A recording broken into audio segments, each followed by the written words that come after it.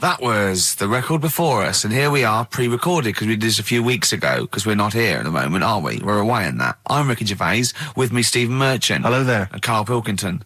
Well, he's not actually with us. No. He'll be in some of the best of clips that will be coming up shortly. Yeah, this is just us, isn't it? This is just us. We did this, when did we do this, Rick? A couple of weeks back. Hold on, what is it? It's the 27th today. Yeah, I enjoyed Christmas. I loved Christmas. I loved Christmas. I had a great time. What did you get? Loads of presents. So did I. I'm glad they made it to number one. Oh, I'm really glad. Stroke, he, she. Yeah, I'm really glad that the pop idols, Cliff Richard, Westlife, made it to number one. Bo Selector. Yeah, just delete that. Yeah. Okay, well, we're going to play some of the best of, some of the greatest moments of the last 3 weeks. Yeah. Ever heard on XFM 104.9. What about this? Do you remember this one? Oh, which one is it? All right, so here's the first bit. XFM 104.9, Ricky Gervais, Steve Merchant, Karl Pilkington. Tell us about this monkey, Karl. You're going to love this one, Steve, right? So last week we were talking about how, like, a lad left his family because there was problems at home and that. He went and lived in the wood. He got airy, right? No. Leave it there, Rick. We haven't got time to go into right, it. So that's what happened. And that's what happened. He lived with the monkeys. He went airy. That's what happened. Looked into some other stuff about, like, airy kids and all that. Yeah. Came across this story about a bloke, right, who worked in a zoo. Oh, dear. Right? So Trouble's brewing. Loving his job and that, but it's quite a lonely sort of job because you don't see many people. You're just dealing with animals all the time, right? So anyway, he gets a bit pally with a monkey because it's the closest thing to a human. What, that ape is? Right. Yeah, but you can't really go that close to apes. It's dangerous. What do you mean? What type was it? Do you Just mean let him tell the story. Was it a chimpanzee? I reckon it was a chimp, yeah. Yeah, it was You a don't chimp. even know, so it was that's a an chimp. ape. It was a chimp. Yeah, but it doesn't matter, does it? So he It's gets the story. pally with him? Right, so he gets pally with What, him. do they go on holiday together? Well, no, I mean, it starts On the off pool together. just checking each other out and, probably sharing lunch and that together. Yeah. Right? Anyway, this goes on for a while. They're getting on well on that. And then after a while, right, the monkey starts sort of imitating him a bit more and sort of walking upright. Oh, God. Yeah. Right? So he thinks, oh, that's a bit weird. Anyway, they get on really better and what have you. So he thinks he could live at home with me, because we're getting on the storm. Yeah. Right? So he takes him home, and before Is this the beginning of Beneath the Planet of the Apes? I think it is. I think you've seen this on video. I'm worried, because he's already imitating him when they're moving in together. I'm thinking it's maybe a bit like Single White Female. Single White Zookeeper. Oh, brilliant. Right, so anyway, so he's moving in and it's getting used to sort of the normal human life. He's having a cup of tea in the morning. Yeah, PG tips. He finishes the day off with a dear. Finishes the day off with what? He doesn't have to move a piano at one point, does he? He finishes the day off with a little brandy? Yeah. What, he pours himself one. Is he wearing a smoking jacket? Yeah, I'll tell you what, Carl, you're a maniac, mate. No, this is why it attracted me. It's amazing, right? So he's having his brandy and that, loving his life. Next thing you know, he sort of, I don't know if he loses it or he gets shaved, but the top half of his body is hairless. Right? Apart from his head. Right, so he's got a nice... So it's the opposite of the kid. Well, yeah, this is what I'm saying. That would happen. Right. Well, hang on, but so you don't know if he's shaved or if it's... How did it say, then the hairless... What? I'll bring it in for you, the story, and then you can see if I've gone wrong. Keep going. Anyway, so this is going on, and he's having a great life. Then the zookeeper starts getting a bit annoyed because he's having a better life than the zookeeper. The zookeeper's in the zoo. This is such So the zookeeper's still got to do a day's work. The monkey's at home, he's partying. Well, it gets to a point when he says there's no point you coming in to the zoo because the whole reason of you being there was because you're being kept there. Right. And he didn't want to bring the memories back, so he said, you stay at home. So you're talking such... Just let him finish. God, I don't know if I can sit here and listen to this drivel. I'm fascinated. It's nearly over anyway, right? It sounds extraordinary, Carl. So he's walking upright, he's having a tea in the morning, finishing the day off with brandy. Gets a bit out of hand, only tries it on with the zookeeper's wife.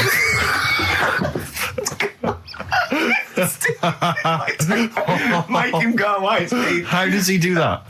Well, because he's around humans a lot, he becomes a bit of a charmer. And, But what is it that he could do to seduce her? Pick fleas out of her? he didn't say. He was built. Yeah, he is well known. So what about that? Wait, what do you mean, what about it, Carl? It's obviously not true. I don't understand how. I love the fact he becomes a charmer. He's got better taste in brandy. Exactly. And he, What was it that he was doing that seduced her? I don't know. I thought maybe because he was at home more than the zookeeper was. But what would he be doing, I love Carl? the fact that- He's not going to be talking with her. They're not going to be playing like, Trivia Pursuit. Maybe she liked the silent type. He didn't go into that. He just said that's when the trouble started. Carl, play a record. Right. Is that what Suzanne did when she brought you in? Ricky Gervais, Steve Merchant, and Karl Pilkington. Not done a lot. Maybe you should earn your money as you get to Mondays off for this 2 hours of nonsense. What are you on about? I've done loads of stuff.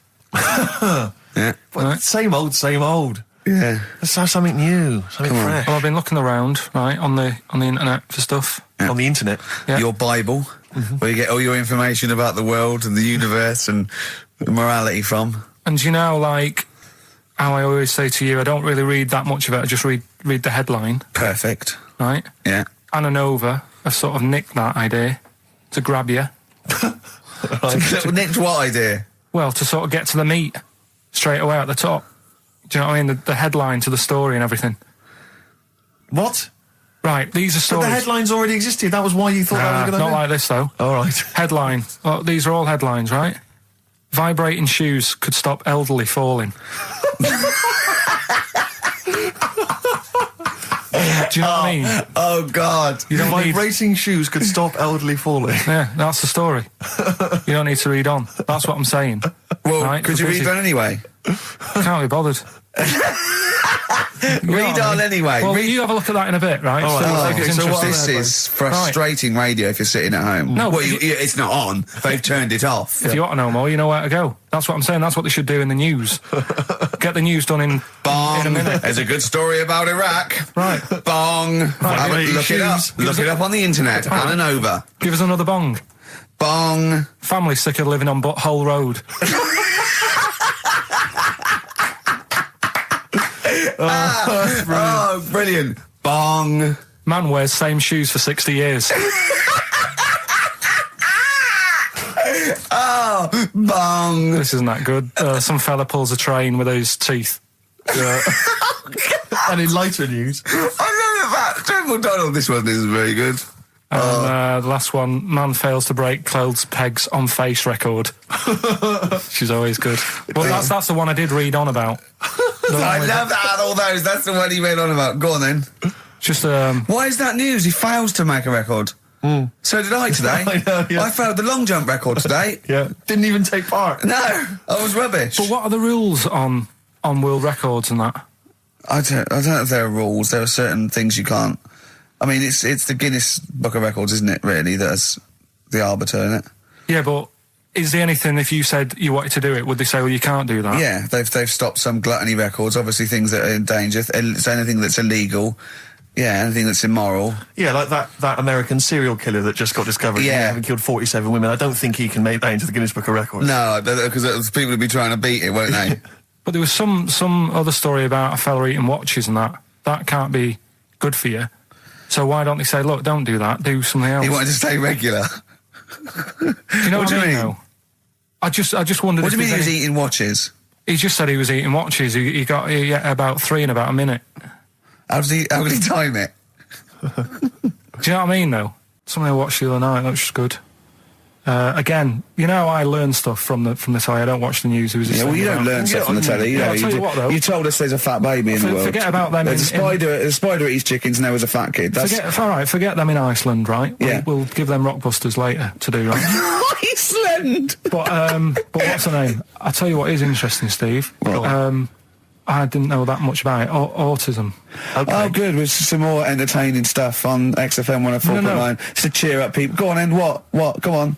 No, right. Have you heard about it, Steve? What Autism. It scares me to death when he comes up, when he touches on a serious subject. We've been talking about wheeling a dead pope round, the Chinese don't age well, and ginger people are hated. And now we're going to touch on a really, I mean, No, I said- my heart's in my throat. Go on, Carl, then. Tell me your insights to autism. Right, well, there was this, again, Channel 4 coming up with some good stuff at the moment, right? It might have been Channel 5. But what's the name? It was it's the attention span I like. Oh. These people who they've got like this autism thing going on. Yeah. And they sort of take in a lot of information. They get sort of they get so into it that they know everything about that subject and what have you, right? And there was this lad who he knew everything, right, about EastEnders. Right. He sort of the cameraman was saying to him, so you know why EastEnders and that. And he said, I don't know, I just like it. And he said, I remember when I first watched it, it was a Thursday, it was 5 to 8. Pauline Fowler walked in. She had a pink jumper on. She said, all right, love. And he remembers everything from that moment on. Yeah. Right, and everything, which is great. But then the way the programme was making out, it was almost like they were saying it's a disability. Right. When in a way, it's more like a superpower. Sure. Like Rain Man. But if you can take It's Rain Man. No, he has special autistic powers. Oh God! We must send for Rain Man. I don't know what to do. So I don't know what to do. So he would be a great contestant on Mastermind, sort of autistic mastermind. He'd be what I'm dynamite. saying is, don't be watching EastEnders though. Sort of, why didn't they give him an encyclopedia and say, get into that? Sure. That'll be useful. Yeah. Keep him away from EastEnders. Wasting his time there. But I don't think it is a disability. No. Yeah, there are other things, and they're not. It's also autism is a matter of degrees, from what I know.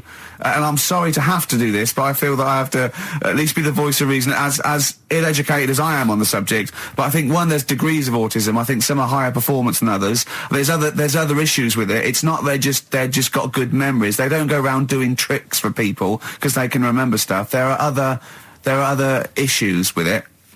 Do you know what I mean? Right, well, I mean, they seemed a bit... But you watched the programme. What did you learn? That he knows when Pauline Fowler came in. Yeah, I mean, there was other bits where they couldn't control her emotions and stuff.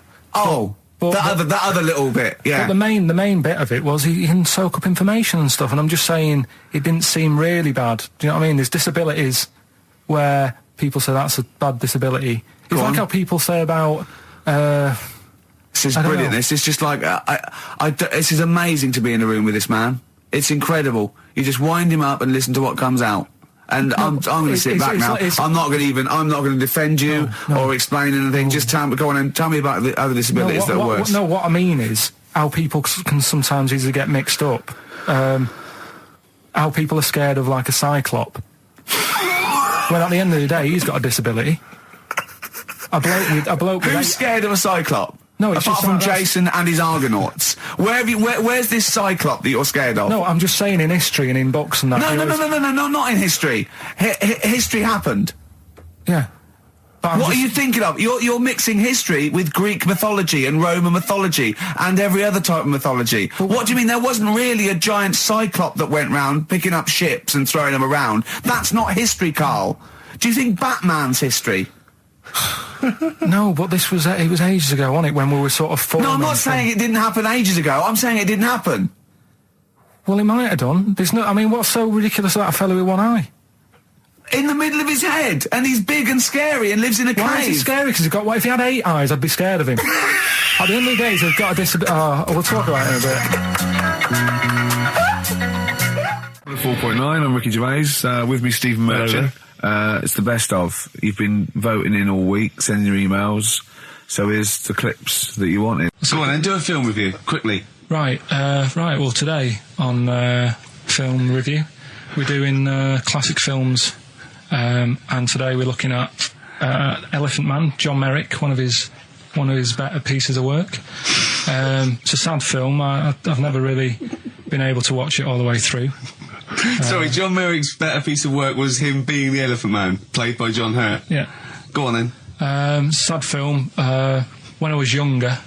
Tell us a bit about it. What is it about? Who's John Merrick? It's about a fella who's got a funny head. Right, tell us this. And, you know, he lives in... I think he lives in London, in like about the 1930s or something like that. And he's being picked on all the time and stuff. And first time you watch it, you'll probably cry a bit. And then the second time you watch it, you're just sort of thinking, God, that would be bad. Sort of having a head like that being picked on all the time. Then the third time you watch it, you might think, you know, how does he get his jumper on? Then, I don't know, I'm probably bored of it the fourth time. but it's well worth watching. So Elephant Man. Brilliant. Yeah, see it. Brilliant. I think if you want to get on TV, Carl, you'd be better as the subject of maybe like an omnibus documentary. Living with Carl. So we'll move on to this next one, right, which is brilliant. Dead short story. So, right, old woman, about 70 years old. She's normally fit and healthy and stuff. Nothing wrong with her. She's having a good life. And one day, she goes for a check to the doctors, just to check herself out, because she's getting on a bit. It says, take your clothes off and that. So she does, and checks her out, says, yeah, you're looking good, turn round. He said, oh, God. He said, you got a tumour on your buttock. Right? So she goes, oh, what, can you do anything to sort it out? So they go, yeah, we could book you in for an operation. It's best if we remove this. Books are in for an operation. Operation day comes, strip her down and that. They're all stood round, the doctors. Start to operate. It only turns out it's a pork chop that she sat on 5 years earlier, and it had stuck to her buttock. Right, Carl. I can forward you. Serious. Right, okay, Carl, I'm telling you now, I'm leaving. I'm never doing this show again. No, I'm serious. Honestly. You're talking, I've never had such... What do you mean? You couldn't believe it? No, when I read it, I said, I've got to tell Ricky that. This woman had a pork chop stuck to her arse for 5 years, you mental case. Of course she didn't.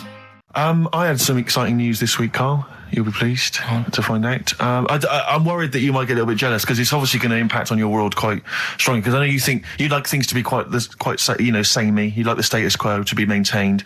You like the fact that in the past, we've had some crosswords. Because I remember, what did you think of me when I first walked in?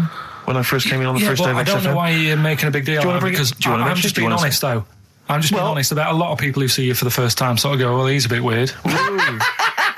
I don't know, Steve, that you brought it up, and then you're again. But I'm sure that wasn't what he said before. No, did he say before? Well, he's a bit weird. Yeah, well, he looked at you, and I knew. I could see by the look on his face. You know when you know your kid, and your kid's sort of scared of something, and they go, "Why's your kid?" He goes, "Oh, he doesn't like pigeons or spiders." Right. It was like that when I saw Carl, and I brought you in, and I went, "What do you think of that, Carl?" I could see the look on his face that he was disturbed. Sure. And then, as he said, you get used to it, don't you? Yeah, you get used to it. And you have changed a little bit. Your hair's a bit smarter now, and you got some nicer glasses and that, I think. Or I might have just got used to it. Whoa, don't bring it up, Steve. Don't look at me like that. So you say that you think some other people in the office thought the same? Do you know that for sure? Carl. Did you discuss it? Carl. Yeah, I think they do, yeah. Okay, leave it there then. But not just in the office, as you walk through the building. Oh, it's worse than you ever thought. Well, no, it's not worse than I ever thought, because as you well know, Ricky Gervais, what did I do on Thursday morning? Oh, is this the thing... For those that perhaps are not of the female persuasion listening, there's a magazine. Apparently it sells quite well. It's one of the sort of female, issues magazines. I think it's called Company Magazine. It's like your sort of, I guess it's a bit like your Moore or your Vanity Fair or whatever. Anyway, they run every year the 50 most eligible bachelors in Great Britain section. Ding dong, hello. Who's in there this year? In the top 50 of the entire country. And then they vote, and they put them in order and see who's the most eligible bachelor. But that's 50 people, right? It always annoys me slightly, because bachelor, it kind of seems like a more sophisticated word for loser. Yeah, doesn't it? Which always sort of unnerves me slightly. And also they try and do a different 50 every year, so they're getting pretty desperate to get different ones. Because also a lot of people who are sort of like successful, are married, so there's very little to... No. There's a huge... I don't know if this is international. It could even be international. I'm not sure, actually. So I could be up there with the likes of Justin Timberlake, etc. So Fred Durst... Yeah, that sort of person, So anyway, this is what's exciting, right? Although I'm slightly frustrated, because they were telling me that last year... All right, because what happens is the readers of the magazine, they vote for who they think is number one most eligible bachelor, right? Last year, the prize was a 2-week trip in the Bahamas. Okay, this year I'm rather annoyed, because all I'm going to win is a moped. That's the prize this year. That's the prize this year, a moped. Whoa! Backtrack. What? Sorry. Last year was a 2-week trip to Bahamas, and this year just a moped. All I'm going to get is a moped. All you're going to win is a moped. Yeah, you got no chance. You've got no chance. Who else is in it? Well, I mean, I don't know lots of people you'd never heard of. I know Duncan from Blue. Dean, so you're second to him at least already. I imagine you're going to come behind the other 49. No, because there'll be people voting for me. They get to vote for me. Yeah, Steve. They'll see my photo and then they can vote for me. Yeah, according to Heat, I was 22nd most sexy man in the world. I better take that helmet back. I would. It's that thing, though, you see. This happened years ago to me, right? When, you get pally with someone and then you wind each other up and then there comes a time when you just go over the line. Yeah. Right? What happened? Well, it was this lad called Anthony, right? Who was my mate. Yeah. And we used to sort of always have a little fight in the toilet and that. Right? Sure. Punch each other. No, I want to wipe it. And the punches, used to get harder. Yeah. And stuff. And then, so he hit me harder. Turned out into a proper fight. Yeah. I chipped his tooth on the sink. Right? Right. This happened at school, and it was time for assembly, and I thought, and he's in the toilet crying. I thought, go to assembly. There's police in there in the assembly that day telling people about unnecessary violence. And you thought they were there for you? So I'm like, oh no. Anthony's going to come in a minute, like crying with all blood coming from his mouth. I'm going to get arrested. Yeah. Did you go running and sleep? And that was an example of... Yeah. I mean, it kind of happened because I went out with a girl who he fancied. How old are we now? About 8 or 9. I think that's out of order, going out with a mate's girl. Yeah, but she didn't like him. He had, big ears and that. He had no chance. You're such a dish. No, but do you know what I mean? All right, I haven't got the looks like I used to. Sure, when you were 8. But that's before the stress of, having head squoes and that sort of thing. I have aged a lot. Having your head squeezed. I love your own grammar. I know, that's the past tense, is it? Squeeze or to have squeezed. Oh, he did squoze his head. Yeah. Oh, brilliant. So, what about a bit of Bowie? Be my wife. Carl, I'm asking you. I think we can squoze that in. Be my wife, Carl, come on.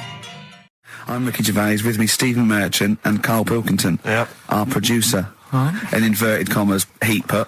Yeah. They know. How are you doing, all right, Carl? Yeah, didn't they also write something about me bald round head? Yes, perfectly round little bald man head, they said, so... Because you need to know that when you listen to the radio and that. Really matters what my hair's doing. Your hair, have you given it a little sort of polish? Because you look like a cue ball at the moment, and you've had a shave in it. I've never seen such a round head. It actually looks like a plate with ears. Yeah, well, for those that have never seen Carl, I actually, if you remember, I think he looks a little bit like Mr. Spoon from Button Moon. He does. If you've ever seen that show, and also he looks like, when they say they find with a little 4-foot human and it's actually 500,000 years old and they give it a name and it's the first Australopithecus into. Right? He looks like one of them as well. Perfectly round little. He is the missing link. He looks half human, half monkey. Because he's got a slight slouch as well. So it's those pictures where you see it going from an ape to a man. He's one of those in the middle. Yeah, and of course his monkey hands, his hairy little wrist to those skinny little things that he can get oranges out of holes with, and it's unbelievable. Why are you so all shaved and polished and everything? Got a wedding. What? Got to go to a wedding today, so thought I'd clean myself up a bit. Yeah. Shouldn't you be wearing a suit or something? No, I'll go home and put something on. Oh, okay. But Suzanne said, make an effort. I sort of had a shave and that, and then I came out of the bathroom. She said, "Oh, your head looks a bit sort of eggish." She's right. She always worries about when I have a shave because I just, That's your girlfriend, Carl. I know. Saying that. Just think. So don't worry about Heat saying it. The funny thing is, it's Boyd Hilton, I think, of Heat that wrote it. And he's got a little bald head. Yeah, no, don't slag him off. Yeah, but on the end of his review, does it say, written by Baldy Boyd? No, because it doesn't matter. It's a magazine. Don't worry about it. Looking forward to the wedding? A bit boring, isn't it? But you got to do it. They're probably listening. Should we do a shot? No, it'll be a great day for them, but I know what will happen. Suzanne will see, all the fuss and that, and then she'll get ideas and have to let her down and all that. Why is it you don't want to get married again? I always forget. It's just... Who's it for at the end of the day? I've been with Suzanne for 11 years, right? Sure. We're happy. Well, I am. That's what counts. You're never happy. I am. I'm all right. Yeah, no, I know you're happy with Suzanne and everything, but apart from that, you're never happy. You are the most grumpy, moany thing in the world. I mean, I get annoyed, but I'm always happy. I was annoyed here. I was happy coming here, but there was a bloke behind me walking and scuffing his feet. He had a pair of those stupid skulls on, and he was clicking and scuffing. Wear some shoes. You don't have to click. Pick your feet up. Flip-flops annoy me. You know, but I'm happy. I'm just annoyed. You are just like, oh, the world's on me. It's rubbish, this. I know the world's great. It's just sometimes people annoy me by being there, you know. But Steve said I should be locked in one of those towers that princesses used to be locked in fairy tales, because everything annoys me. But you're grumpy. I'm not. I'm all right. XFM 104.9. We're not here. This next clip is one of my favourite clips. Look, it needs no introduction. Here it is. Finally, White Van Man, what do you make of the fact that Sainsbury's are bringing in square tins? Is that a true? concern for you? Is that true? Apparently so. Why? Don't know. Like it's easy to stack. This is what the guy in the Sun has said. That should be interesting. That should be his comment on Sainsbury's are bringing in square tins. Is that should be interesting for meatballs.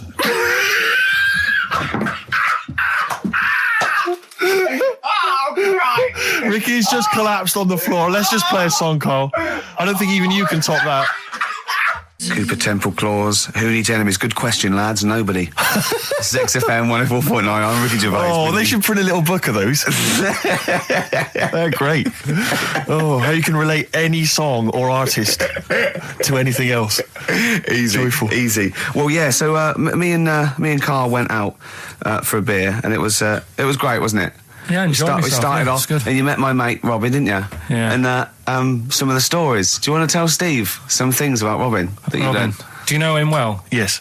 Well, do you know about his worm problem as a kid? Go on. Right. What I can remember is he had worms as a kid. Not sure how you get him. He never answered me. He was getting a bit touchy about it. Right. This is like the second time I met him. I think he was a bit annoyed that Ricky told me about his problem. What now? Now, straight away, you not being there, instinctively, what do you think went on with this story about worms? My suspicion is rather like when you told a group of people that Robin had once suckled milk from a cow's udder. Yeah. Did you mention that as well? Yeah. Yeah. My suspicion is that, like the cow story, the worm story is not true. But and why would he get so sort of uppity about it? Well, imagine if that wasn't the first time he'd done it. Imagine if he did that every single time he was with somebody for the first time and Robin was just met them. He will tell that story to anyone. But they do say there's no smoke without fire. Robin. I also told him that the way Robin cured these worms was because the doctor told his mother, right, to hold a piece of ham or cheese near Robin's anus so the worms would come out for the food, and he believed it. I'll tell you why, though. I said to Robin used to sit on spam to try and get the worms out, and he believed it. But Steve, right, do you remember that story about 3 or 4 years ago where there was some bloke in the army? He went away to somewhere, Vietnam or whatever. He was messing about in the woods. Messing about in the woods? Shouldn't he have been fighting? Whatever. Yeah. Right, and he walked through some lake, and I think he'd cut his toe or something on something, and some worm of some sort crawled in the gash. Yeah. And it was in his body, and the doctor said, we've got to get this out of your body. So what they did was, they said, right, the thinnest part or something of your body that things can crawl through is on the top of your head. So they wrapped where the skull is. So they wrapped some bacon. No, they didn't. They did. That's right. Thing. So he's gone in via the toe. So what we do is, I'll tell you what, that worm's probably heading straight for the head. We'll put a bit of bacon on it. The thinnest part of the body is the skull. Of course, it's not the thinnest part of the body. It's where your brain case is, isn't it? It's the skull. There was a reason for it. And it was like they stuck some bacon on his head. And as ever, the vital piece of information, i.e. the reason, Carl seems to have forgotten. Because the worm was in his body, and they said everyone likes to smell of bacon. including worms. Even a Vietnamese lake worm. They love bacon. Remember last week when I said about the little fella with the bone with no brain, and you were proved wrong? No. We were saying it wasn't a little fella. We were saying it was a stillborn child.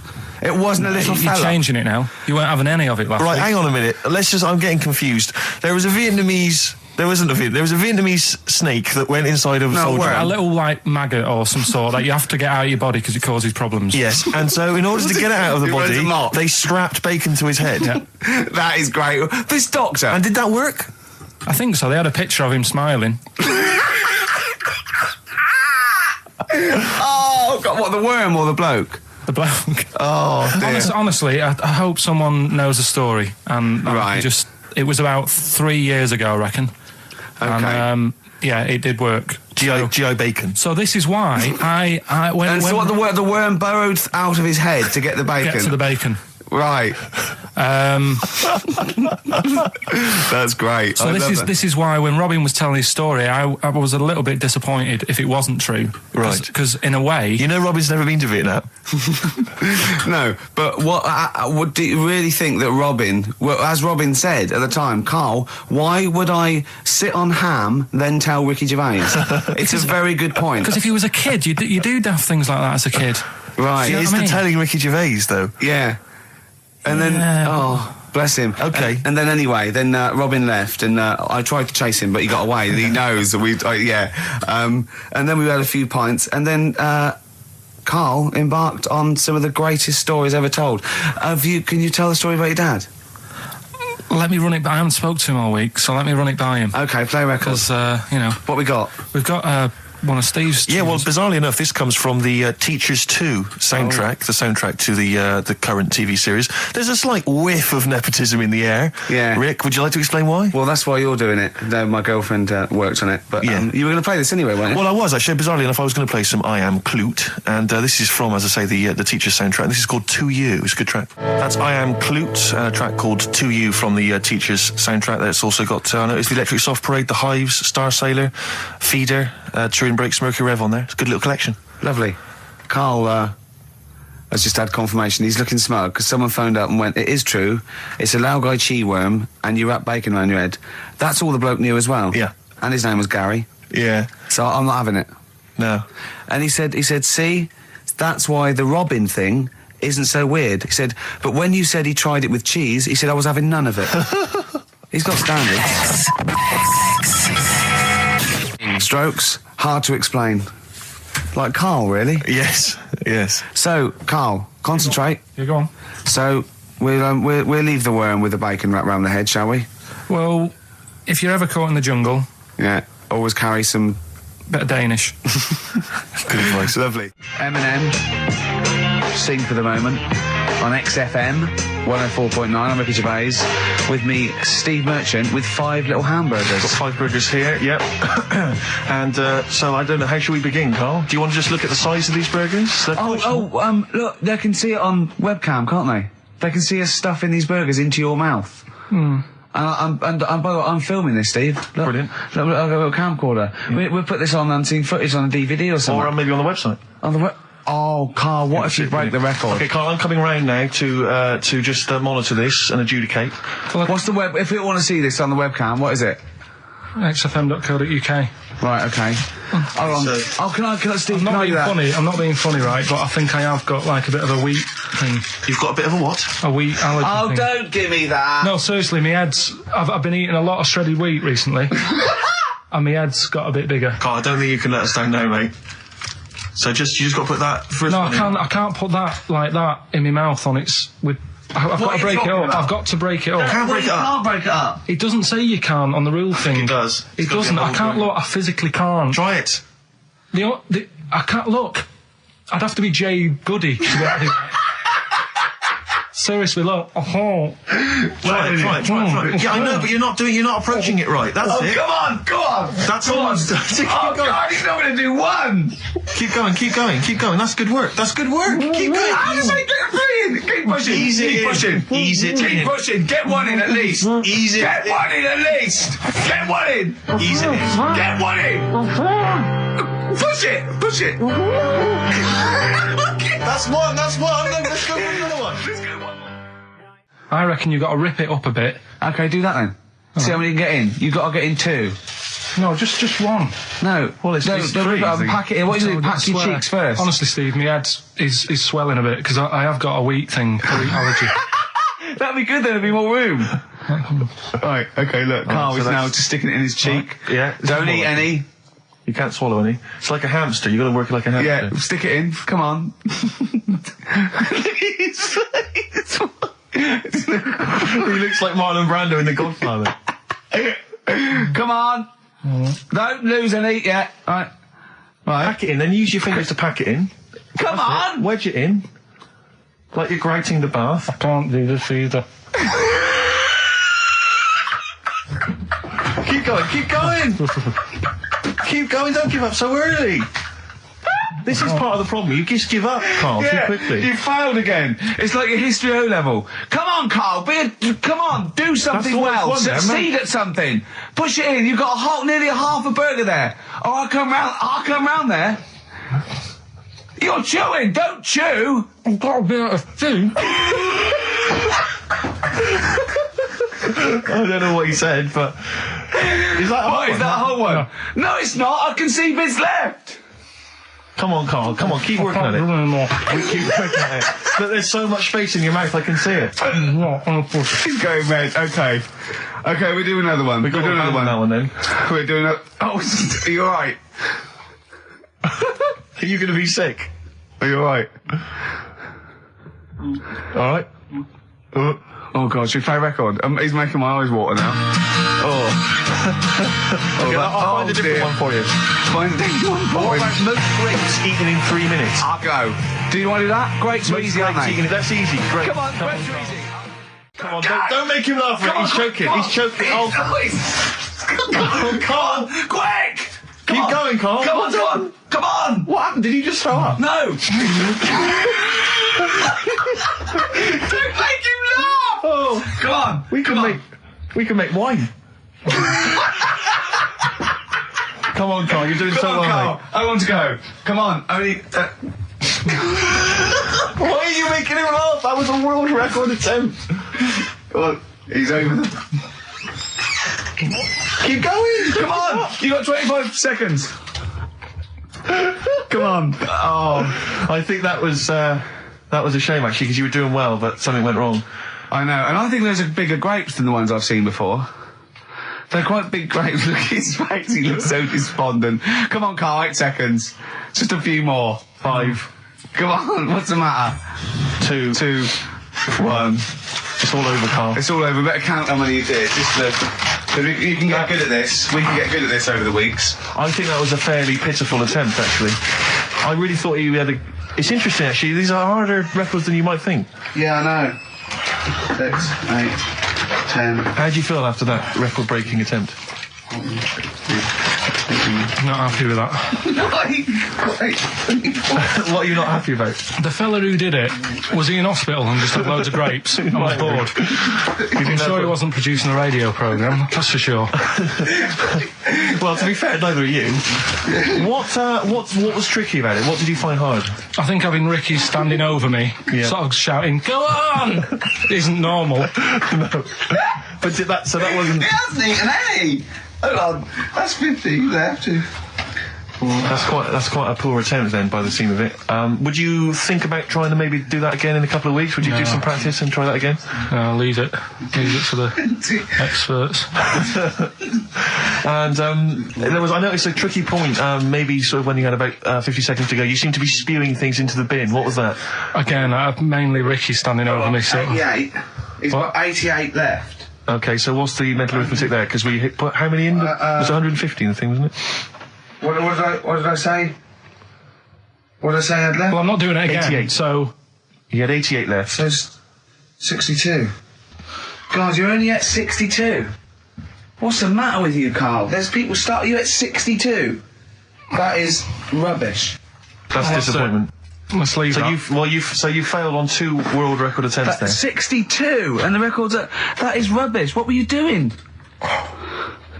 Oh, yeah, but like I said, I've got a small throat. I can't drink a drink quick ever since the Mr. Freeze Pops when I was 6, that I nearly choked on, I nearly died on, I can't go back. It'd be like asking, I don't know, someone who got run over to play Frogger or something. What's Frogger? This is the Best Of Show on XFM 104.9. I'm Ricky Gervais, with me Stephen Merchant. Yes. I hope you're enjoying the Best Of. I'll tell you something I do know. Go on. Right? But I can't really get a question out of it. Go on, just tell us. There's a shadow somewhere. It's already good, isn't it? I'm loving it already. No, right. There's a shadow. I think it was in America. Yeah. And it's on a quiet road. I'm guessing somewhere like Boston. That's what I imagine. Okay. Right? No. Somewhere like Boston. And people at night used to see this shadow moving about. And they'd go, what's that? Right? And it got known, the town, the little local town got known for this shadow, but it didn't cause any problems. What are you talking about? Well, it was like, you lost me. What are you talking about? Do you know, like, some places get famous, like Scotland's got the Loch Ness Monster and that, but it doesn't cause any. Yeah. But it doesn't cause any problems. It doesn't exist. Go on. Right. So there's this shadow walking about on the road. And, what do you mean? No, what's he again? Rubbish. Right. So it's Nonsense. walking about. Where did you read this? Where did you see walking this? about. This was on the internet, and I'm sure. Sorry, sorry. Right. I thought it was shite. I didn't know it was on the internet. Right. So this shadow is moving about, and independent of an object. Yeah, and the local mayor and that is like, yeah, it's a bit weird, but it's not harming anyone. The mayor involved. Was he elected to that post? Hey, Mayor, we got a problem down here. Seems like a shadow. Well, it's not causing any. No, it's just causing any problems. Yeah, but that's the thing. It was left for years, and then it did start causing problems. I see. That's it. If you leave these shadows to go unchecked, Rick, they go crazy. Yeah. You let them run amok in the city. Yeah, you've got to stand What around did it do? on What did it do? shadows. What did the shadow do? It was pushing people off the bikes. It was what? It was pushing people off the bikes. I'll find out more for that next week. Right, that'll tease them. Oh, you're a maniac! We'll do more on that. We haven't had time for educating. Please never have children. Right, listen. Just promise me now you'll never have kids. Like when you're born, you're a little baby, wrinkly and stuff. When you get older, you sort of morph into a baby again. And you go through the same phases. So when you're young, you buy singles. You get old, you got nothing to do all day. You got all your pension money. What will I buy? Cliff Richard's on the telly. Here's my video, buy me song. You see, that started off as quite a sensible point, because I actually think they do it. But what was all that alien stuff about when you're born, you go wrinkly and you go wrinkly again? So sometimes you mix like normal things that human beings say with I don't know what. Well, look, when you're a baby, you've got a little bald head, no teeth. You get old. What happens? Are you a philosopher? You're an official philosopher. Because, I mean, it sounds like it. Oh, Carl, play a record. You're a gem. You're a diamond. Oh, chimpanzee, that monkey news. Right. There's this monkey, right? Yeah. And it had been, do you know you hear about monkeys being badly treated and stuff like that? Yeah. So, anyway, it goes into this home. It's 14, this monkey. It's called Matty, right? Goes into this home where it's looked after. What do you mean home? Just like just a little monkey home, right? Okay, so zoo.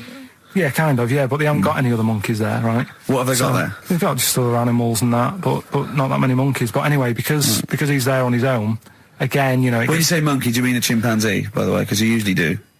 Yeah. I can't believe that journalist thought this was scripted. Amazing. So anyway, yeah. So it gets sort of pally with the people working there and that, and it's smoking fags, it's having a drink at night and all this, right? What do you mean it's having a drink at night? How? It's all here, Steve. I mean, we haven't really got time, but Don't say it's all here like it's proof. You've got another stupid story that someone has put onto the internet. Someone sitting at home in their bedroom has put onto the internet. So it's having a fag, it's drinking a lovely glass of Bang Rock Station.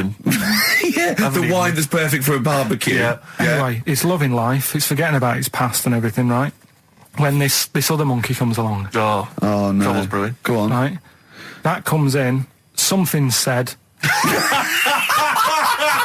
Right, forget it then. Forget it. Yeah, but it's all the time. It's not just, I mean, you haven't done that with me, taking your clothes off and that yet. But, like, last night we were sat in the pub and I was saying, right, you know, let's not even worry about new features then. Let's get the current ones, you know, going. Like what? Good. Like, the one I was trying to work out, the cheeky freak of the week. Think of that! Yeah, but Think of that, though, as a normal conversation. Yeah, I'd looked online, right? I didn't find that much. I found... actually, I'll tell you what I found later. Brilliant. We're looking for them, right? And then at one point, I think you said to me, go and, you know, what about the Guinness Book of Records? Yeah, you know, they'll have, like, the best freak in the world or whatever. Yeah, ever. So I said, yeah, bring one in. Now, you've got one at home. Yeah, I've got a couple. But you couldn't be bothered carrying that in today, so I had to go out of the pub that I was at. Yeah. Nip into Borders. Yeah. Buy a Guinness Book of Records. Yeah. Out of my own money, $18.99. Yeah. Bring it back, and then you said, I don't know if I want to do this feature. So it cost me 20 quid for that. I had to buy a video for Silence of the Lambs film clip. I'm actually out of pocket at the end of this. But do you want to work with me is the thing. If you want to work with... people would pay that sort of money to work with me, Carl. You're a lucky bloke. Think how many people think, Carl, he gets to drink and sit. Yeah. You making a cup of tea and I surprised, didn't I? Little surprises. You know, last night, you know when I left the pub in a bit of a mood because I just fed up with not getting anything done? Yeah. Walking down the road, I was thinking, how can I get out of this? How can I stop having to work with them? I'm thinking, I wonder if I leave, I wonder if they'll be funny and they'll go, and then my boss will be giving me stick. And I'm thinking, how much notice have I got to give out? And all this is going through my mind. I'm walking home and I got in, said to Suzanne, I'm sick of it. She's going, you need to do it when I get a new kitchen. And I was like, yeah, but how big does the kitchen need to be? I was saying, do we need a big kitchen? Can we get a small one? Have we got enough for a small kitchen? Do we need so many cupboards? Can we just have wood instead of steel? All this, trying to get out of doing this. Yeah. It's always I always feel like, you know, because I like to think that I'm not perhaps as bad as him. Yeah, no. You annoy me in different ways. Like what? How does he annoy you? Well, stuff that, you know, I come up with ideas, say Cheap as Chimps. Yeah. Rockbusters springs to mind. Yeah. 15 Taiwan. 15 Taiwan. Let's just remind people what 15 Taiwan was. It was a little feature that I wanted to give a run, you know, give it a little run, see if people like it. The premise being? No, there's no premise, it's just a title. No, we were going to get 15 sort of ornaments, you'd explain them, and then people would call up and say, that one's from Taiwan. See? God, you just explained why I didn't think that was a good idea. Yeah, by explaining the good... You know, the funny thing is, Steve, right, I was walking down Regent Street on Monday, walked past one of these big stores, right, and they've got all famous quotes on the windows, right, and one of them was something like, an absurd idea is often a great idea. Yeah. Do you know who said that? Go on. Einstein. Yes. Which made me wonder, if you were his mate, would he ever have done E=mc²? Or would you have said, don't bother with that, it's not going to work? Because that's all you seem to do. Everything I come up with, you put down. Yeah. Well, that's one thing. He's negative, right? I don't know why. I don't know why he is. What else? He messes me about. I get him concert tickets for stuff, and you say, I didn't bother going. Yeah. That is annoying. You come in, you know, 5 minutes to go with tracks that need editing. Yeah. The little bag, that was free. Yeah, you got a free bag today, an XFM little rucksack thing. Yeah. You were like, oh, what's this? What's this rubbish? Yeah. Ricky said, I'll have it. They're great. He said, no, I want it. Yeah. Well, it was free. I need it. I'll give that as a gift or something. So, I mean, I think on reflection, Steve is probably a little bit more annoying than me. I won't go that far. You are annoying. If I had to go away for a week somewhere, if it was a quiet place... Well, you are again, aren't you? That's 2 holidays you had this year, I mean. If it was a busy place, I'd probably go with you, because people, do you know what I mean, staring at me all the time and that if I'm walking around with Steve. No, I'm just... Can I draw up a list of reasons I don't like you, Carl? Just being honest. What? I'll tell you, because the list of reasons I don't like you is incredibly long and getting longer. Just saying. Do you want another slap? Look at his face. It was really light, right? We've had the parrot, right? These are things that I found the parrot. Right, I've told you about the dog in the car wash. Right, you didn't tell me about that. You said there's a car wash for a dog. That's all you told me. Yeah, the but parrot, you said there's a parrot. What? It's a problem at funerals. Yeah. That's nothing. That's nothing. Do you understand? And they used to eat cats. what else have we got? There's an elephant in India with sore feet.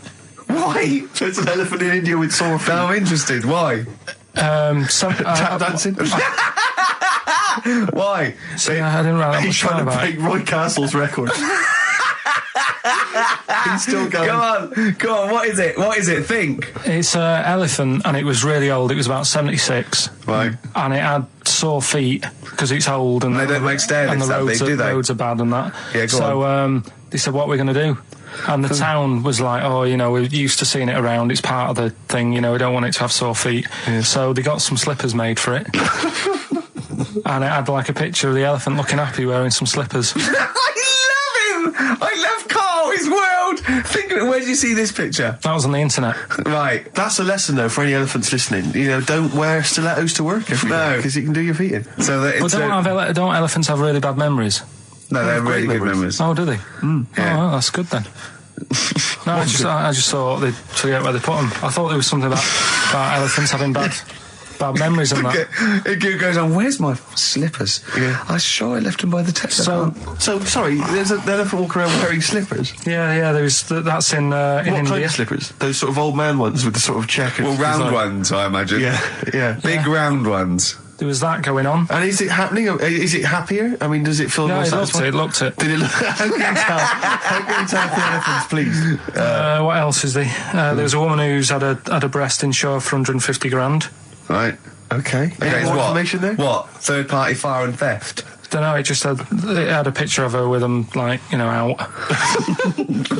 I just thought, he should get them covered. Oh. He's done another real joke. Brilliant, that's a proper joke. He's done look at his little face, he smiles. I'd like to see you on one of the sort of TV panel games. If they could bring back sort of celebrity squares, he'd be amazing as the centre square. Oh, that would be incredible. Or on that countdown in Dictionary Corner. I imagine him in Dictionary Corner. I'd come up with cat. If that helps at all. Yeah. Memblant. Yeah, what does that mean, Carl? Just anything you want it to mean. What I've got, there's a dog that's got a cough in Singapore because it smokes 20 a day. Right, okay, another one. No, it's the last one in it, so we'll save it. The last one we've got is Lou Reed, with a little help from David Bowie there in the background. Satellite of Love on XFM 104.9. I'm Ricky Gervais, with me Stephen Merchant and Karl Pilkington. Now, Steve, you know how Karl won't do anything outside his jurisdiction. He moans about stuff. He's got one job. We're doing about 5 things in the week. Always plates spinning. We just turn up and he's always available. He moans about it. He goes, "Oh, lucky you caught me." Right? He's chatting. He just He's one of those people that whinges enough and people think he's overworked. So he got Mondays off. Right? He's just a whinger. Yeah. I haven't got Mondays off though, have I? Yeah. Well, anyway, 2 hours on a Saturday.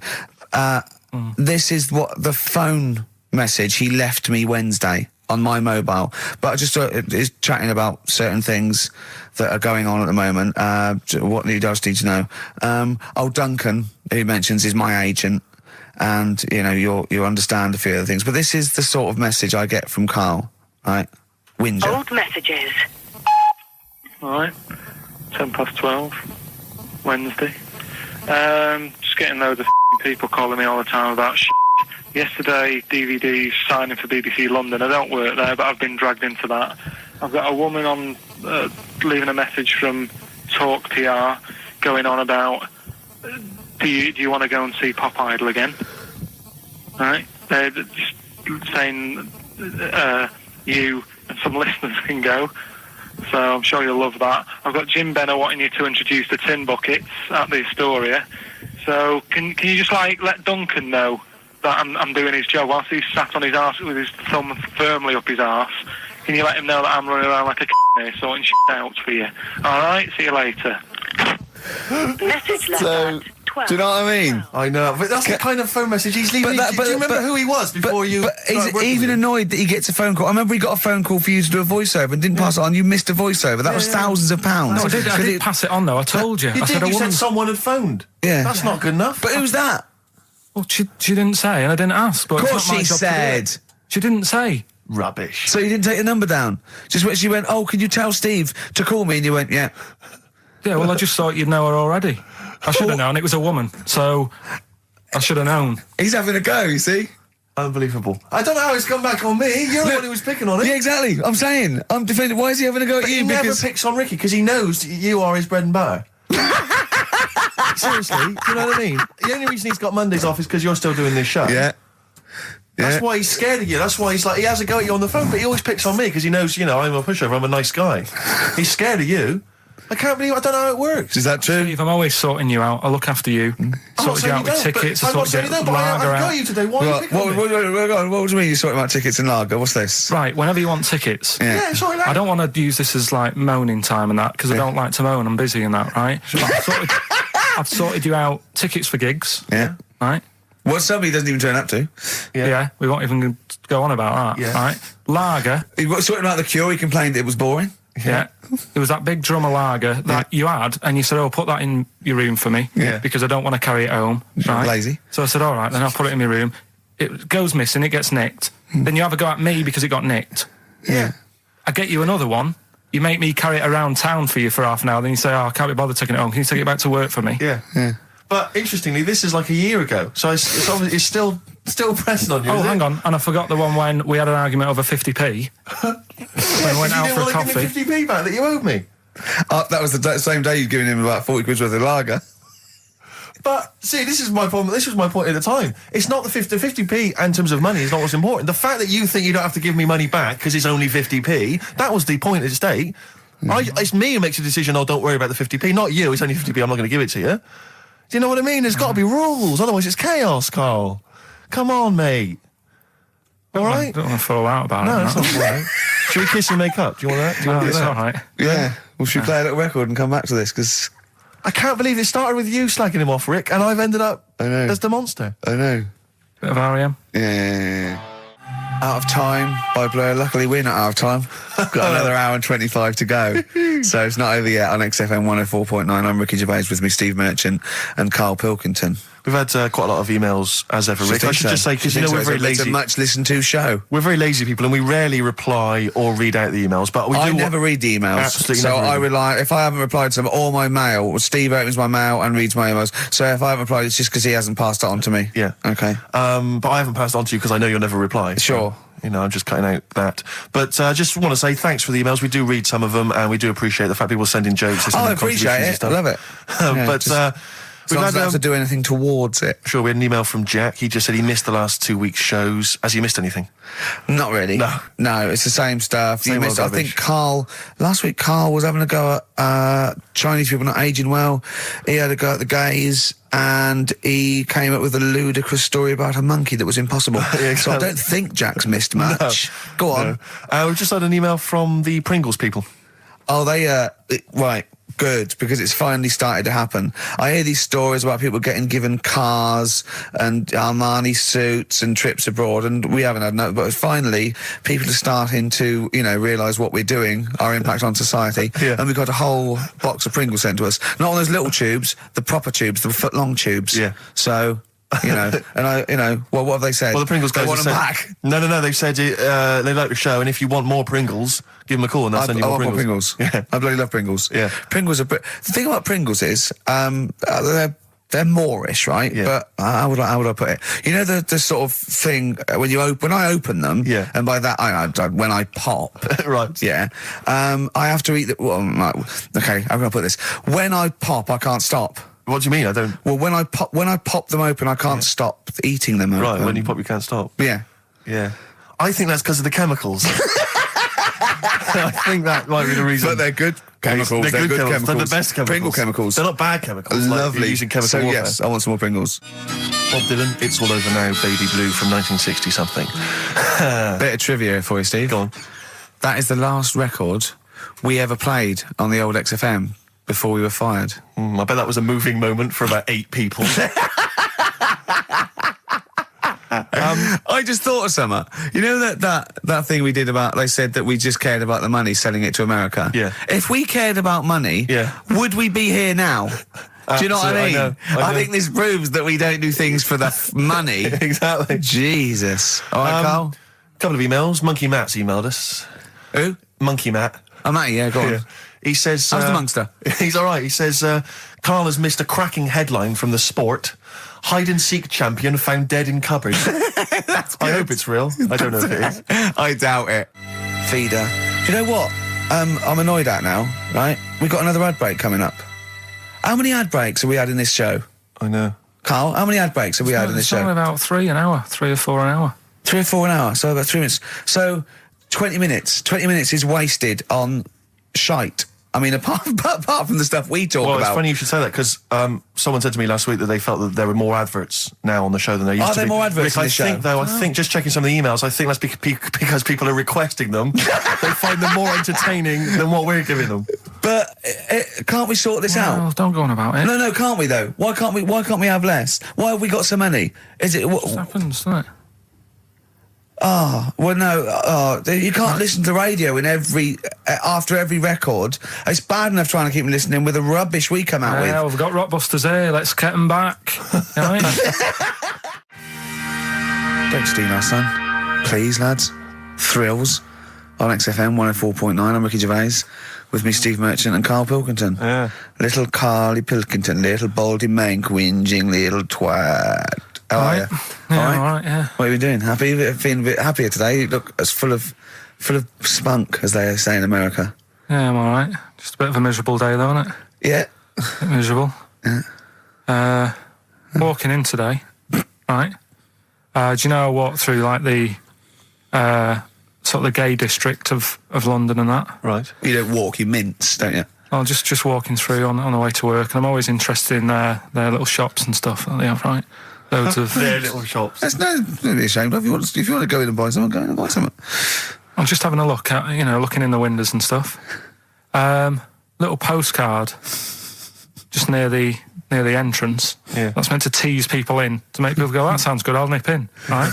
Little postcard, free butt plugs with every sale.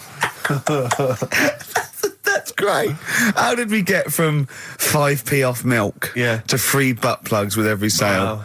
What's society come to? Well, it's because we're liberated, Rick. Yeah. It's an open society. What did you buy to get them? You didn't buy... No, I didn't. But what's the purpose? What, of the poster or of butt plugs? Butt plugs, because I really honestly You don't... shove them up your arse, don't you? Whoa, slow down, bum. Shove them up your bum. Yeah. But when? Is that just like when you're doing whatever, doing stuff around the house? Or? I think it's not to keep things out. Is it like you would use a plug in the sink to keep, the water in the sink? Oh, if you're not gay. Get that? Oh, yeah. No, I know what you mean, yeah. I don't know. No entry. What is it? I mean, I don't understand what I that's don't know. I assume it either feels good or are they... well, I've got to be careful here. Or are they sort of like breaking it in? Right, yeah. Do you know what I mean? Like it's like a shoehorn. Sure. or It's like when you stick paper in your shoes if they're a bit tight. Or those people who sort of like put little bits of wood in their lips, and then as soon they've got big plates in their lips. Yeah. Same with the butt plug. It means you can, you're ready for anything. I don't know, do I? Carl's face. Well, if you know what butt plugs are used for, then why not get in touch? Ricky.Gervais at XFM.co.uk. What do you think? If there's any... I can't believe we're already on this subject. I know. It's 1:05 and we're I was going to say then, if there's any people who use butt plugs, and I was thinking that Karl would have said, well, they're not up yet. Yeah. Because they go out late. No, but what is it? We're award-winning people. We've written a TV Not on show. radio, though. Not on radio. We're rubbish on radio. I know, We've got nothing to lose. But I always say to you, Steve, that I like educating people and that. Now, the way I see it is I didn't know what they were. Let's phone to go. Someone might know about butt plugs. All right, we'll get No, get them on. Get them on. Ask them. No, because they might say something dodgy. Oh! Yeah, whereas, what have we just been doing? Just take a chance. Take a chance and tell them not to swear. Well, you tell them. Okay. Right, Steve, I haven't got my headphones on. Hello, who's that? Hold on. Who, sorry? Nicholas. Nicholas, hello, mate. You're not going to swear, are you? No, I'm not going to Keep it clean. Yeah. Keep them keen. What were you calling about? I'm phoning about your plugs. About, not my plugs, but sure, plugs in general. What, do you know much about them? No, Are you a plug user yourself? No, I'm just thinking if maybe you've got some gay friends and you're spending the night at their place, you might want to use one. Right. What, you mean experiment with them, or...? No, so you can make sure they're not going to do anything while you're asleep. Could I suggest, just lock the door? I mean, that is easier to me. Can I make a bigger suggestion? That's probably the most homophobic thing we've had said on the show today. Thanks very much for your call. Right, okay, good. Well, that's why we shouldn't put people on the line. Just, without checking first. I think Karl's made a good point. That's the calibre of listener we've got. Carl, come on, what's the matter with you? Oh, Thorns. that's all. No blue sky. Beautiful, isn't it? And that great track. It's all right, yeah. Just had an email, yeah. That woman who opened the Office script could have her head cut off, apparently. When a letter is posted, it becomes the property of the Queen until it reaches the person it was meant for. By opening it, she's committed treason and could be killed. I don't know if you're familiar with this story, Carl, are you? Go on.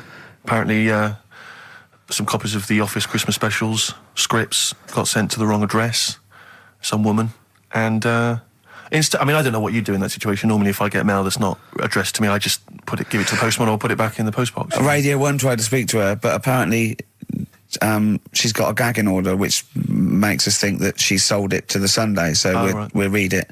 We'll read the plot of The Office tomorrow in the Sunday papers, which ruin it for some people. Ruin it for a lot of people, yeah. But the other thing is, I mean, if it was sent to her, obviously her name wasn't on it. Oh. If that's true, in which case, I think that's quite a serious offence, isn't it? I would hope so. I mean, I would hope that, if I sent something in an envelope, it was... But the BBC, the BBC thinks that because the person they said it was meant to be sent to got his, he thinks maybe that's an excuse. Maybe someone gave her the script and said, don't say it came from me. Yeah. So...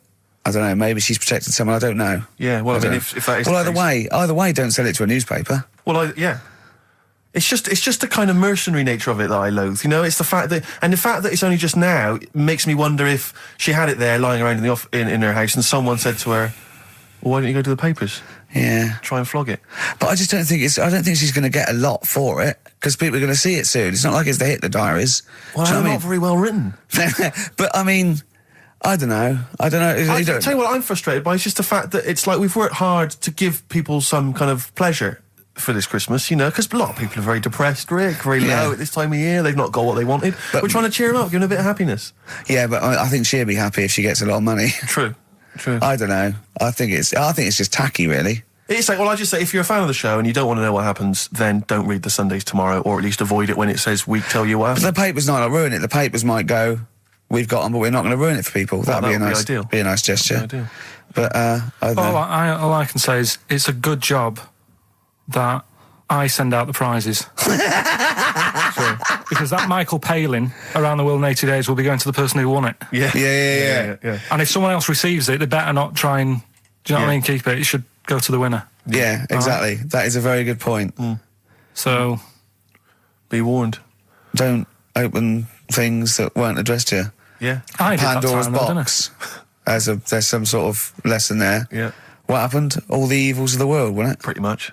What? Yeah. Oh, don't try and explain brilliant. it to Carl. No, Pandora's box. Go on. Well, told not to open it, opened it, released all the evils that are in the world now. But did the person say if you open it, loads of evil will come out? It's not true. It's not true. It didn't really happen. It's not like evolution. It's not the truth. But you remember that? Yeah, you won't listen to some of my stuff, like goldfish and stuff. No, it's not that we don't listen to it. It's that you would pass off how all the evils in the world got here. Because on Ananova it would be, Pandora opens box. Outcast.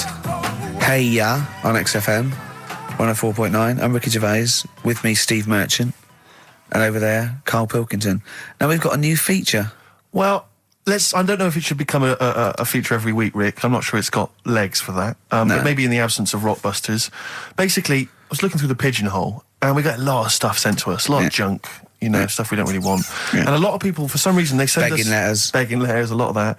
We get sent a lot of CDs by people, bands, artists, who have not yet been signed. Maybe they've knocked something together in their bedroom. They got a band... And they just, for some reason, they want our feedback. They want us to sort of give them some thoughts on what they think, where they're going wrong, stuff like that. And I just thought, I was having to clear out, and I thought, why not just give them a little chance, you know? Yeah. Just throw them a bone, Rick. Honest critique? Honest critique of some of the artists that sent us stuff. Okay, go on. These are bands that have not been, they've not got a record contract. This is exciting. Okay, name the 3 bands Well, first. I'll tell you, we'll go through them individually, and I'll hear a little snatch, and then I'll get your opinions, both from you, Rick. I know you've been in the music business, you've got a good general knowledge of music, you've got good taste. Big time, and also big time. Karl Pilkington's views as well. Yeah. we know what to think of them. So this first band is called Kellerton Road. I'm sure they're very excited. As I said their name then, they probably can't believe it. They're phoning each other now. They're getting so excited. All friends are phoning them now. Yeah, Turn your exactly. phone off. They can't people in this believe band. You don't want to... Yeah. Well, okay, then Kellerton Road. Kellerton Road. Play a track from them. So that's Kellerton Road. I think that's a track called Secretly. And looking on the back here, there's 6 of them in the band. They all pretty much look the same. They got the long hair, the usual sort of look. What do you make of them, Rick? All right. Yeah? Quite like yeah, that? Good, yeah. I mean, bit generic. The chorus is a little bit simplistic, but I like good production, good Yeah. good Reminds you of musicianship. something maybe like the Thrills, that sort of thing. Yeah. I mean, yeah, good. Jukebox or junk box? What's a junk box? It's just, I'm just trying to make it sound snappy. Jukebox or junk box? Don't, because you haven't got it. Don't ever stick to what you're good at. Okay. What, being sexy? Just sort of watching Doctor Who and stuff. You like that, don't you? Yeah, I love it. Okay, then, right, what's the next one? So, well, let's just ask Karl Pilkington's opinion. Karl, what were your thoughts? Yeah, it's all right. Yeah? Yeah. That's it, is it? Yep. Is that why you're no longer right for the enemy? Go on. So what's this next one you've got for us then, Karl? Toffee. Toffee. It's called Born Depressed. Oh, dear. Brilliant. Is it about you? There we go, I Toffee. quite like that. Yeah? That's sort of a bit glammy, bit underground. Yeah. What do you make of the name, Toffee? I don't like the name. It's not great, is it? No, but I quite like that track. Quite like the track. I'm If just that's looking at the representative. CD, they've made it themselves, and basically the band feature on there completely nude. Oh. What do you... Well, we know what we think of that. What do you think of that, Carl? I'm happy with that. Let's have a look, though. Have a look there. That's no point, is it? There's quite a lot of blokes and there's one naked lady. Just having a look, though. Yeah. What are you looking at the blokes? What are you looking at? Why are you looking at the blokes? Knob. Just having a look. But you look at their knob. I can see by the way your eyes are looking. I'm looking at the woman's knob, though. Well, she won't be happy with that. No, that's a bloke, Karl. Yeah, that's where you've been going wrong. Yeah, that's the woman. Yeah, Yeah. that's what I was looking at, that one. The woman's knob, so that's all right. Yeah. Good. So Rick, hit parade or shit parade? I don't know if it's going to be. I don't think it's going to be a hit yet because I haven't got backup. But I think we're looking more about whether they get A record deal. Do you think they deserve one? Yeah, I like. Thumbs up for both of them. Okay, excellent. Well done. All right, well done. And Karl, play the last one then. What did you make of it? Sorry, we didn't ask your opinion. We weren't interested. Like to see him on CD UK. Just like that on the CD cover. Okay. And this last act, I think, is this right? Picture Centre? Yeah. Picture Centre. Picture Centre. My favourite. You like that? Yeah, that's my favourite out of all of them. Good. There's a bit of Amy Mann in there. A little bit Cocteau Twins. Yeah. No, really good. I really like. Really good. Really intriguing. That. Karl Yeah. Pilkington? Yeah, it's all right. If you didn't like it, what would you say? It's weird, though, isn't it, music? No, do you know what I mean? It's like, it depends what you're doing. Do you know what I mean? That's all right. If you're just having a game of crib or whatever, it's just on in the background. That's the thing with music. I don't think you can sort of slag any of it off. It's times, and it's depends what mood you're in and stuff. Yeah. So this is a pointless pointless. feature. It's a pointless Points feature. for you. We'll do it well, I again didn't then. come up with it. No, I do. All right, don't slag it off. Okay, we'll do that again then. I was quite enjoying that, but okay. No, do you understand what I'm saying? Well, That it's not worth having an opinion about music. Well, I'm not that bothered. I'm just saying. imagine if he was on the panel of Fame Academy or Pop Idol. Yeah. That'd be great. He'd go along, and Nicky Chapman go, yeah, you've really improved. I really like that. I don't know what you're wearing. Dr. Fox, you were hot, baby. I loved it. Like your legs, like all your boobs and all that. Brilliant. Come to Carl. Not bothered. All right. Yeah. Brilliant. No, we'll keep it up. Play a record. Yeah. Oh, come on. This is my favourite. Can I change? Well, this is my favourite out of all four of them. Lynyrd Skynyrd. Yeah? Yeah. Yeah. Slam dunk this puppy. Jack. And roll over DJ on XFM 104.9. All right? Karl, just an email. A question for you. Can you please let me know which school Karl went to? What school do you go to? Cessav. What? Cessav. Cessav? Yeah. What does that mean? It was on Cecil Avenue. Cecil Avenue in Manchester. Yeah. It's just he says, I'd like to know so that I don't send my kids to the same place. He also says, P.S., does Karl look like Gollum in Lord of the Rings? Yes. He does, doesn't he? Yeah. Yeah, that's very good. Yeah, in fact, I was just putting a little bald wig on you, wasn't I? Like he needs one. Yeah. So, if you Just want some to of the fun and games we have when the songs are on. Yeah, did it hurt? Just a little bit. The bit that worried me is when you said, let me just staple it. Yeah, well, I was trying to get it under your chin because it looked funnier, and he was scared. Oh. Can I just give you a little fact here? Someone's emailed in for you, Carl. They've sent an interesting fact for you. I think you're going to be interested in this. Don't read it on the email. Let me read it for you. I think you'll be excited. An interesting fact from Carl. That's from Toby. He says, Attila the Hun punished some fella who annoyed him by cutting off his arms and legs. You'll love this. And stitching his arms back where his legs should be, and vice versa. Look at his face. Look at the little smile that's just cracked on his lips. That is the kind of fact you've been waiting for all day, isn't it? So go on, again, so... Attila the Hun, right? Some guy he didn't like. He cut off his arms and his legs, and he stitched his legs on where his arms should be, and his arms where his legs should be. Look at him looking at his body, trying to picture it. Yeah. I'll let it sink in for a little while, then I'll ruin it for him. Carl, what are you thinking? I'm just picturing it. Right, he would have died. It would have been tokenistic. There's no way that person could have lived through it. So it was just for Attila the Hun's fun. He probably put him on a stick outside his gate or something. There's no way in those days that he could have gone through complete limb amputation and... So would he have wore a jumper for pants? Who's the winner of the competition? From Walthamstow, it's Joe Ogden. Well done, Joe. You got the correct answer, which was what?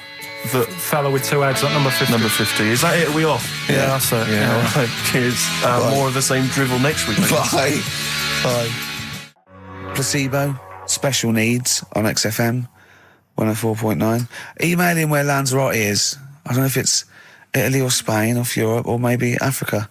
You know, these are the sort of things, these are the reasons I come into it, to at least learn something, innit, Carl? We've stopped educating Ricky, so I've stopped learning, you know, about things like the woman who ate mud all her life. We've had a lot of emails, Carl. I don't want to sort of put a dampener on your Christmas, but a lot of people have been slagging off Lanzarote. One of them just said, well, one of them, I don't know if I can find it. It is Canaria, isn't it? It is one of the Canaries, isn't it? It's a volcanic island covered in volcanic dust. It's very windy, so you have to dig a hole to sit in on the beach, and there's hardly anything to do. That's from Mike Godham, and he says, unless you like quad biking, well, you know, you've seen what happened to... no, don't go quad biking. Not with your little head. There's no protection at all, is there? I don't know what you're thinking. I don't know. At least Rick Mann and Ozzy had lots of hair. Yours would be like Humpty Dumpty. It would crack like a little egg. And then we'd seen, there's no kings or king's horses. So, well, they couldn't do the job anyway. No, they shouldn't really send them. They're not really qualified. Horses not equipped to put back a medical man like Neil Fox in. Yes. To mend but not eggs. Some kind of military horse. I bet he's had the egg on his face a few times, hasn't he? What, Foxy? Yeah. Well, most of the series are Pop Idol. Right, Carl. Lanzarote, good or bad? Well, you got to give it a go, haven't you? Yeah, well done. Give everywhere a go. Exactly. That's what I was saying. You know, don't just take the word for it. I mean, if it had said Nananova, Lanzarote shit, he'd have believed it. Sure. You know, if he'd have overheard it in a pub, Yeah. Lanzarote a crap, he'd have believed it. He'd have seen it on a website that was mainly concerned with monkeys and witches, he'd have believed it. Yeah. As it is. Everybody raves about New York, and when I went there, I thought it was rubbish. Well, you're an idiot then, because that is possibly the greatest city in the world, along with London. Subjective, though. That's why they have holiday programmes and that, innit? So you see it and you decide for yourself and that. Yeah, but you saw Venice on a holiday programme, as you put it. You went there and you went, it was rubbish, full of black bin liners. Well, it is. Right. Didn't they show them? It stunk. Didn't Judith Chalmers say that? Oh, it stinks here and there's loads of rubbish everywhere. No, she didn't. Did she mention that? Oh, that's what I mean. So it depends what you want from holiday, doesn't it? Well, yeah. But So... you're an idiot if you don't like New York, so next. Anyway, come on, break up, guys. Kiss and make up. Yeah. Carl, we've had an email. Some old Rockbusters. Someone's emailed in. They wonder if you can get some of your old Rockbusters clues, your old genuine Rockbusters clues. I know Rockbusters has come back. Well, of course he can. It's the way his brain works. Well, indeed. But I think you'll... maybe you can also enjoy the challenge, Rick. Yeah. And you at home. I remember them as well, because I remember how angry they made me. Here's some old Rockbusters. That army's got some nice trenches. DW. That army's got some nice trenches. DW. No. Dandy Warhols. That one works. It's not bad, is it? That's why I didn't get that one, because it worked. Yeah. Yeah. Okay. She's only got one sticker left. It was actually he's only got one sticker left. Oh, okay. He's only got one sticker left. The band His Last Sticker. Exactly. With Justine Fishman, His Last Sticker. They were brilliant, weren't they? What happened to His Last Sticker? Are they still going? He'll strap some chocolate to your feet. That's A. A band or artist. A. He'll strap some chocolate to your feet. Go on. Aerosmith. I don't know really what that means, but... And finally, you'll have to... Aero Cobbler. Well, yeah. The well-known Aero Cobbler. And you'll have to stick her in the oven. AB. You'll have to stick her in the oven. See, he thinks blacksmith means, like, just shoes. Like, it's not the smith. It's the smith part. A smith is just a right, isn't it? So it doesn't... I don't know... Aerosmith. What does that mean, Carl? What does that mean? Come on, you'll have to stick her in the oven. AB. Yeah, I know that one. Yeah? Yeah. What is it? But it doesn't work. Apparently it does. You'll have to stick her in the oven. AB. Single or artist? What, Anita Baker? Anita Baker. Why you have to stick her in the oven? Anita Baker. Oh, I need to.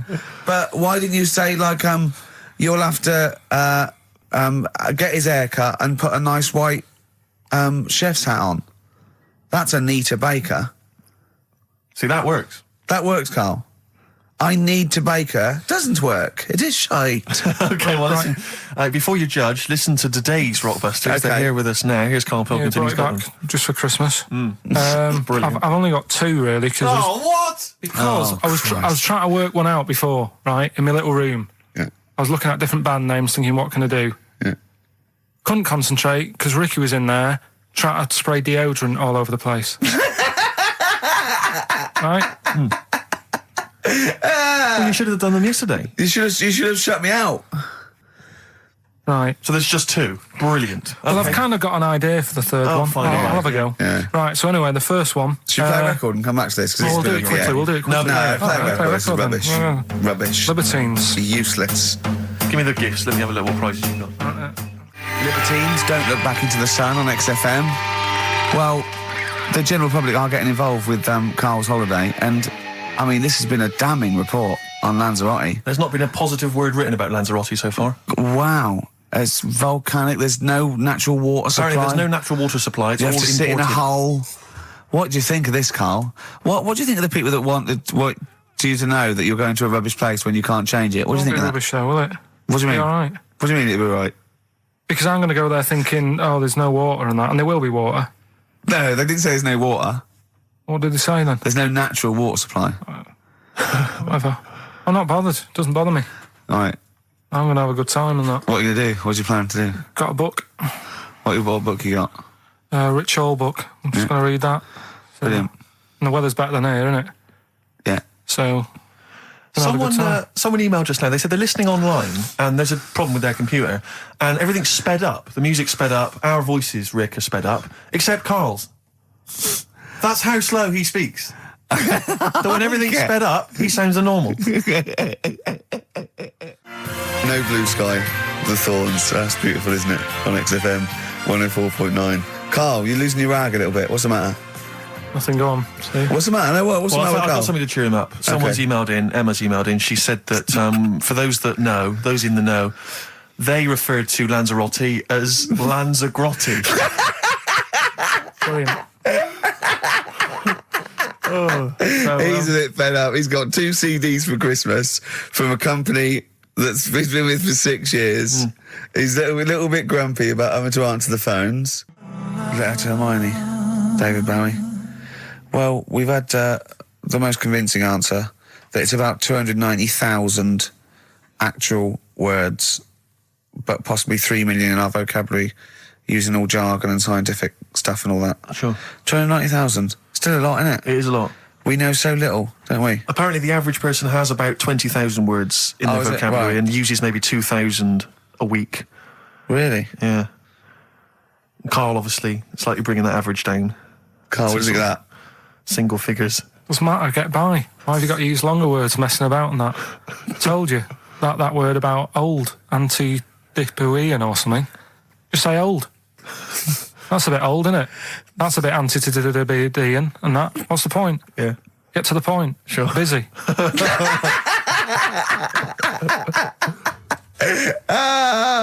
Right, okay. Are you in a film this week, Carl? We're doing that now. Yeah, go on. Get it over with. Hang on a minute then. Get it over with. Let's get this show over with. We can go home. You can go off to Lanzarote and sit on some ash. Some charcoal. He's not happy about that. That's annoyed him. The listeners have all ganged up on him. Yeah. XFM giving him 2 CDs. We've had more calls for his resignation this week than ever before. What do you think of that, Carl? What do you mean? There's another reason. Do you know what I mean, though? Because he's grumpy. He's not just giving it. He goes, well, I can't help it, can I? I don't want it. You're being paid well to do a job. People have tuned in to be entertained, to have good songs. Me and Steve are working here. I'm pressing the buttons. I'm paid to press the buttons. That's what I'm doing. Has every CD started on time? Then Yeah. why would they give you Monday off if you just paid to press the buttons? Don't get every other Monday off, do I? So have you stopped doing that now, have you? Well, yeah. Why? Because there's work to do in that. I'm not moaning about it. Let's get on with it. Blur on XFM 104.9. I forget the name of that track, but it's good. Good song. Thanks very much. Oh, good song. Yeah. Oh, right. I just thought you were complimenting giving his opinion. Right, Yeah. go on. The what? Are we still on the air? Yeah. What are we doing? Merry Christmas. We got someone on the line. Oh, right. He's here. Who's that? Ricky, Yeah, go on. it's Jonathan. How are you? Good. It's only TV's Jonathan Ross. Ross, turn your radio down, you idiot. I'm here. I like to. I haven't got a radio on. What are you talking about? We can hear the feedback. Well, I haven't got it. It's not my fault. It's your incompetent radio station. And also, didn't you hear we said don't call him, we don't want to speak to the listeners? I'm not a listener. I'm a visitor to your shores. I'm special. You know that full well. I know you're special, right. Yeah, exactly. What have you got a name for the band? Yeah, you ready? Yeah. Blump. B-L-U-M-P. I tell you for what, you can't have a normal word. If it's the monolith band of all time, if it's the big, you can't have a regular word. It doesn't make sense. How can you have a regular word? All these ideas you've come up with are rubbish. You need a word which only stands for that one thing. No one's heard it before. No one will use it again. Blump. I can't help but feel that that's a more appropriate name for maybe one of Ricky's bands. Yeah. I love seeing that picture of him in that band. You see it everywhere these days. He was like a girl. He was like a little girl in a suit. It's like a little dyke at a wedding. What was that? That's got to be the kettle calling the pot black, surely. Yeah, I've always got nothing but 100% heterosexual. We're not sure about. There's not anything wrong with it. I know that, but look at you. I actually had to get that in. There's not anything wrong with it. I'm Jonathan Ross. Oh, dear. I was thinking the other day, right? Oh, yeah.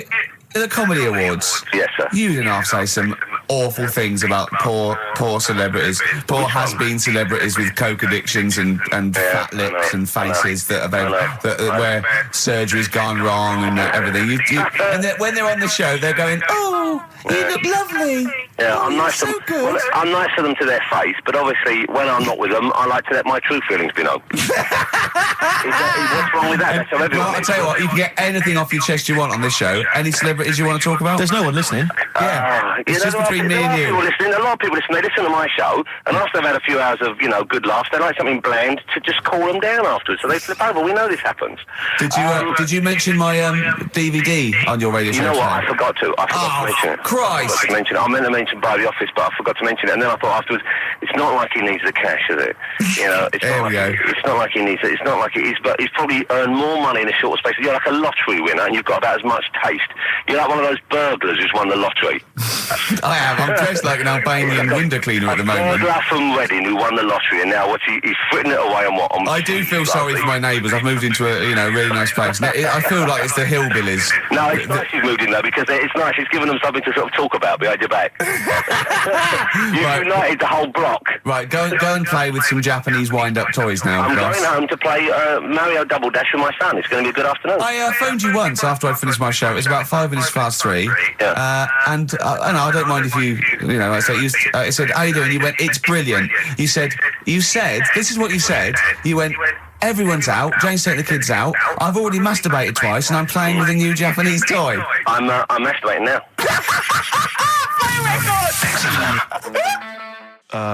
Kings of Leon, Wasted Time on XFM 104.9. Sorry, I was sidetracked there by just some of the band names. Now listen, I want to put in 2 of my own. I want to win that pile of tat out there, right? I've got 2 names here, okay? We should just remind people in case they've just tuned in. Oh yeah, what's Ian going on. Canfield has chosen his mega band of all time. He's got Keith Moon on drums. He's got Lemmy on bass. He's got Keith Richard on guitar.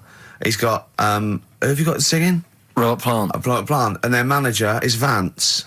But he needs to announce them at Wembley Arena. They're already sold out. They're at number 1 in the album charts. They're the greatest rock band of all time. And I've got 2 suggestions. Okay. What about this? Please welcome to the stage. Tungsten lung hemorrhage. Yeah, good. Yeah? Please welcome to the stage. God dildo. God dildo, interesting. Nice juxtaposition there of God, the Almighty Creator, and a dildo. Nice use of some contrasting imagery there. Yeah. Powerful and topical. Tungsten lung hemorrhage. Yeah. We've had a couple also on the email. People didn't really include their names, but who cares? Please welcome to the stage, Balls of Steel. Balls of Steel, yeah. And we've had like Brain Hammer. Yeah. Brain Hammer's good. I Lots like of Brain Hammer. brain-related stuff. Quite liking the idea of tumour fish. Tuna fish, I like. Tuna fish is very good. I like tuna fish. I just wonder if there's one more contender. I don't know who this was, Ian, that phoned in with it, but possibly it's topical. Deathly Hem. Yeah.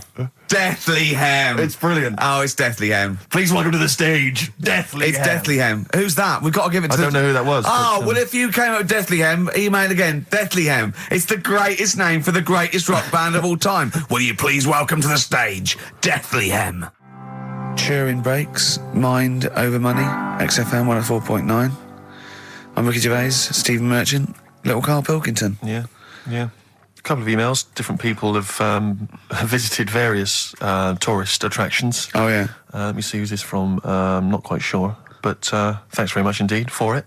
So there's a link here. It's apparently in Devon. Barometer World. Brilliant. It's the world of barometers. It was established in 1979. And By one bloke who had a lot and thought, I can charge a quid for this, definitely. Here's the out of his own house, probably converted back scuttle. Exactly. Yeah, that's not a euphemism for a sexual act. But look at the webpage here, Rick. There's a picture of a beautiful barometer being held by a beautiful lady. Lovely. Who's definitely his daughter. Yes, definitely. Come on, Kathy. Oh, that. Dad, no. Come on. Undo your top a little bit. Dad, definitely made to do that. Yeah.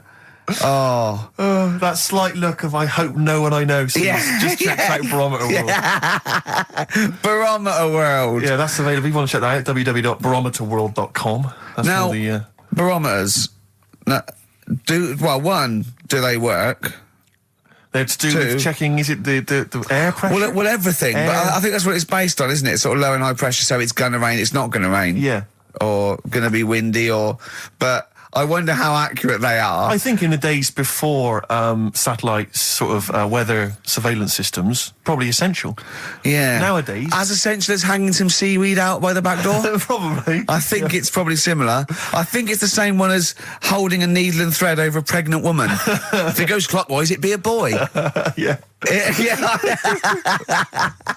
The thing about a barometer is how far into the future can it predict? Exactly. How do you know? If it's a case of you may as well stick your head out the window to see if it's raining. Exactly. This barometer goes, oh, it's going to be windy and rainy. When? The barometer goes, soonish.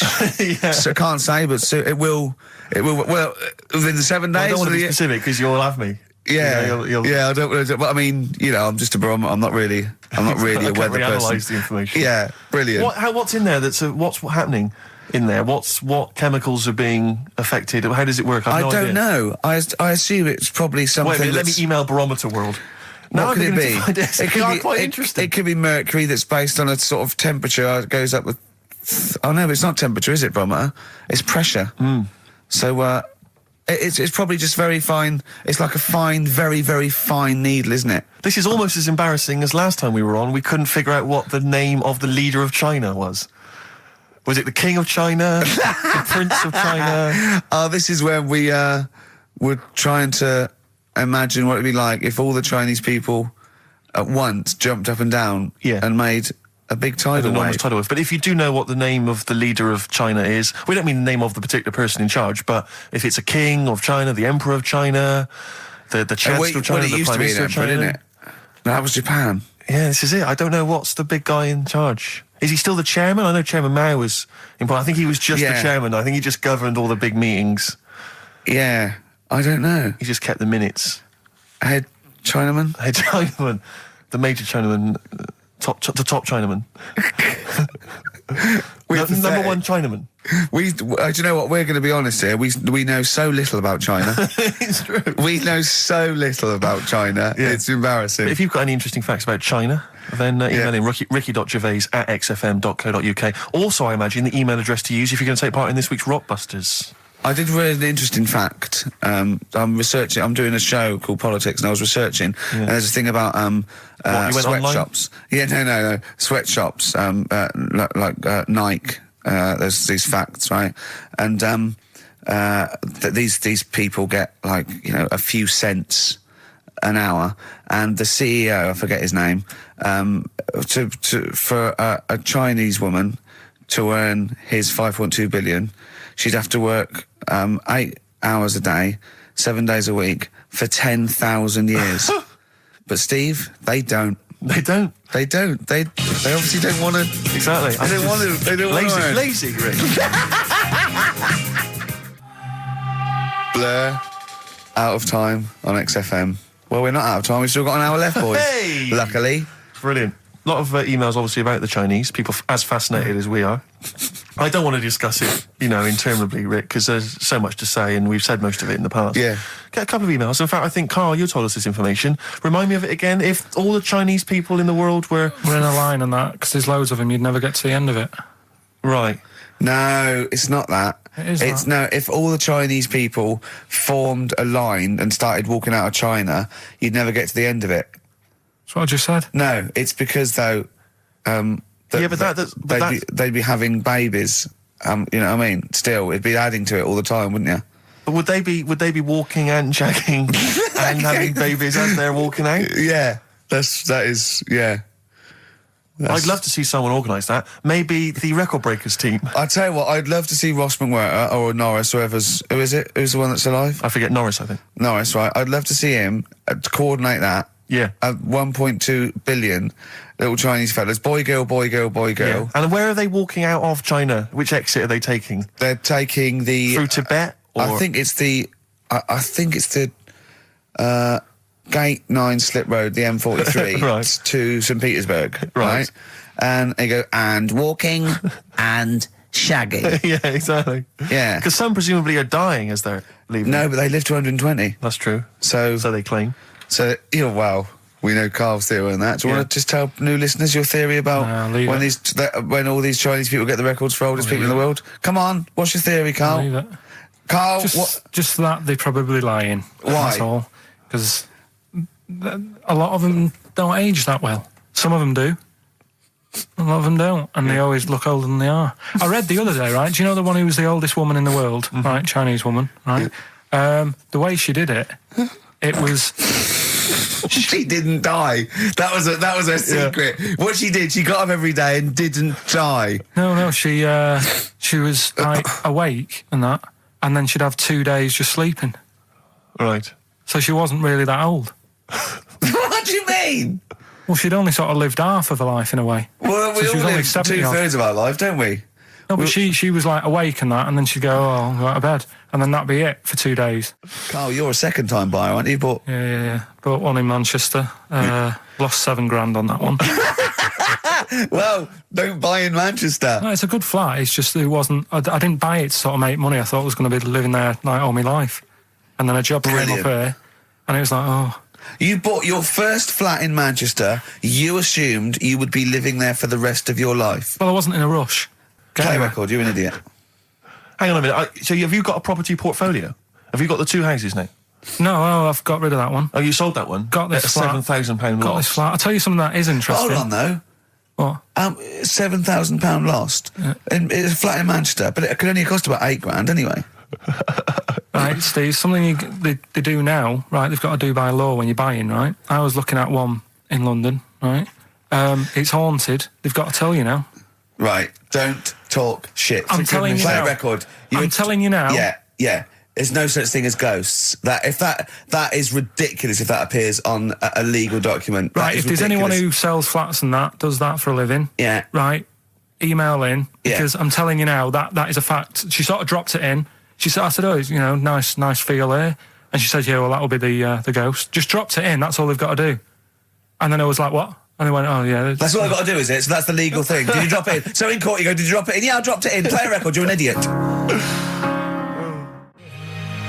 That's David Gray, and this year's Love, if you're in love. I hope it lasts. It's only January. What you got for us, I just Steve? thought we ought to maybe go through some of the emails. I mean, I don't want to query the calibre of some of the emails we get sent on this show, but here's a typical one, Rick. Go on. There's no name, it's just from Glicko, that's his email address. It's just a question to you, Rick. Did I see you walking around Marylebone High Street last Sunday? Yes. Okay. Well, I don't know. Well, I mean... I was in Marylebone High Street last Sunday, yeah. Yeah, but did you see Glicko? I didn't see Glicks. Okay. I didn't see the Glickster. But all right, this is one from M. Ricky, what do you think of Richard Bacon's show? I can't decide if he's better than you. Nor can I. Any thoughts? Nor can I can't help her out on that one. Sure. That's a really personal thing. She's got to dig deep. She's got to look at both of us. She's got to find out what she likes. Yeah. And then whether I provide more of that than Baker's. Yeah. I mean... You know, Baker Foyle's brilliant. Yeah. I'm not going to put myself up against him, so I can't help you. Next, Steve, next. Well, there's a lot of emails last week which were saying how much they enjoyed the Christmas specials. Thank you very much for that. It's very flattering of you. Cheers. There was also a couple...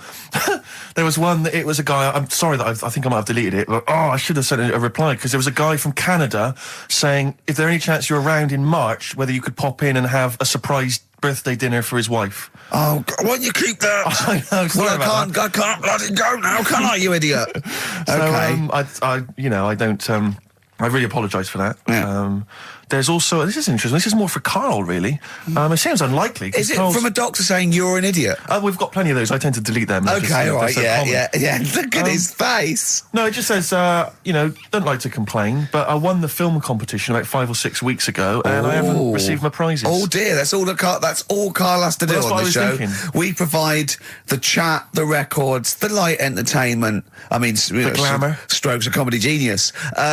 All Carl has to do is send out the prizes and say there was a monkey that was a bank robber at 5 to 3. Yeah. What's your excuse, Carl?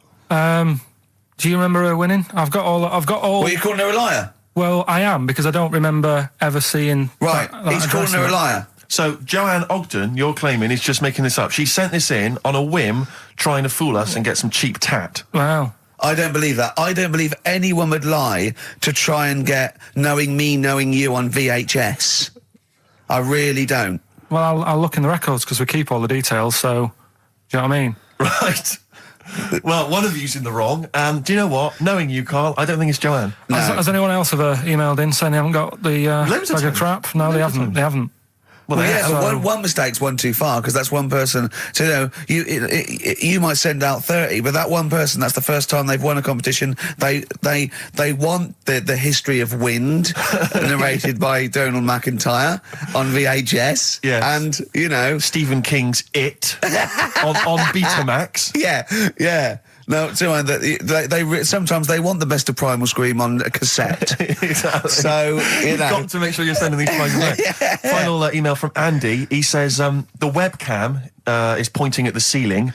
Is it because the air conditioning vent is more exciting than what happens on the show? Let's put that down now. I think that's absolutely right. Hold on a minute. Now, just if someone is that good. People love the webcam. I don't know what they're interested in, because all I get is a picture of Carl's big head. It's not as big. It's just round. Oh, got it right. Yeah. Carl, I'd like you to play the next tune. I got sent a little cheeky primer for The Cure's Join the Dots. It's B-sides and rarities, lots of stuff from them, from all over the ages. And it's amazing how good their B-sides are. Here's one of them playing. Yeah. All right. Here we are then. 1 o'clock. Yeah. Hey. XFM. I'll tell you what you should play. No, I'll tell you what, before you say. Yeah. We're back then. Yeah. We're back in town. Well, that was what I was going to say. You should play Boys Are Back in Town. No, this is Boys Are Back in Town. You should play that then. This is just it. Talk then. Someone should talk. It's obviously already a shambles. Can you believe that? I'm amazed that we're back on the air and it's already a shambles. What are you doing? What? What are you talking about? I'm talking. No one was speaking. The record was ending. No one was speaking. It was just... Well, I might shoot off. Already, I might shoot off. It's like nothing's changed. Boys Are Back in Town on XFM 104.9. We're back then, aren't we, Carl? I'm Ricky Gervais, with me Stephen Merchant and Karl Pilkington. I'm not coming back. I'm definitely not coming back. Oh, care someone. Care that I'm not coming back. Rick, I seem to remember at the end of the last time we were on, what was that, 3 months ago? Yeah, 3 months Carl ago. said he's never going to do the show again. There was nothing that was going to bring him back. Yeah. He didn't enjoy it, wasn't going to do it. All a ruse, right? Really? Yes. I've known him been coming back for about 2 months, you know, because he's got our agent now representing him. I thought he was a fool. I haven't really. Why? Well, what's he done for me? What's he done for us? No, I know, but I mean, he's your agent, so, and he's sort of calling Graham. And it was all a con, so Carl could get Mondays off. Poor Graham, the station's struggling enough as it is. Yeah. It's like running around like a headless chicken. Yeah. No one's listening. That's why I don't bother talking on a record then, because there's no loss to London. Sure. Right? It's pointless, this show. We don't do it for the money. We don't do it for the kudos. I don't know why we do it. No. Is there anything on telly at this time? I could have had a lie in. I know. But, it's all a ruse to get Mondays. He's got Mondays off now, because he has to do the show, 2 hours, right?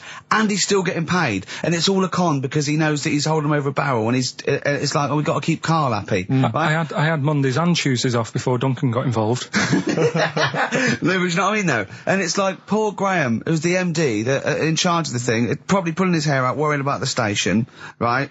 You know, it's a sinking ship. And then Karl comes along, well, I'll do it, but I want Mondays off. He's probably sitting home now. His family, he's probably ridiculed by his wife. His kids almost certainly would have lost all respect for him. That he's been fooled by Karl Pilkington. He calls his mates and goes, I'm busy, Graham. I don't, I just can't think.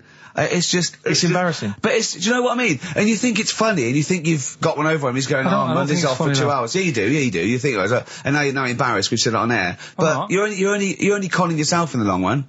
Because, do you know what I mean? I hate that sort of, the world owes me a living, what can I get out of the world? What are you going to give back to the world, Carl? What are you doing now then? Are you going to prepare Mondays? What have you prepared for this show now? You've had 3 months to prepare. Yeah.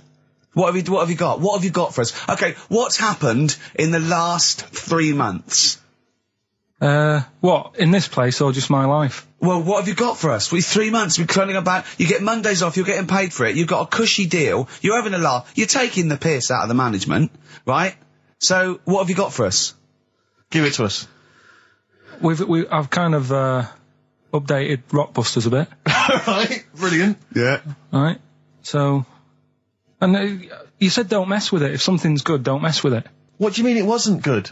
It was never good. It was never good. Of course we had to fix it. It was fun to do. It was a laugh. I mean, I imagine it was much more fun for me than the 450 listeners. You know what I mean? I enjoyed it. I enjoyed squeezing your head and dressing you up. No, but that's just it. When I had a meeting with Graham, right, I said, look, I'm not being funny. I don't want to do it anymore. Yeah. I've had enough of it. Yeah. And he was like, oh, what's up with you? You sounds like you have a right good laugh. I said, yeah, but that's all good acting and stuff. I said, it's hell in there. I said, he's talking about Vietnam. Yeah. I said, having my head squoze, right? What? Squoze is still not a word. We've been away 3 months. It's still not a word. Right. Yeah. I said, he's putting a dustbin lid on my head. Yeah. You told this to the MD. He's hitting me with a tray. Yeah. He's chucking toilet paper at me. Yeah. And he said, yeah, but that's all over 2 years. I said, no, that was the same day.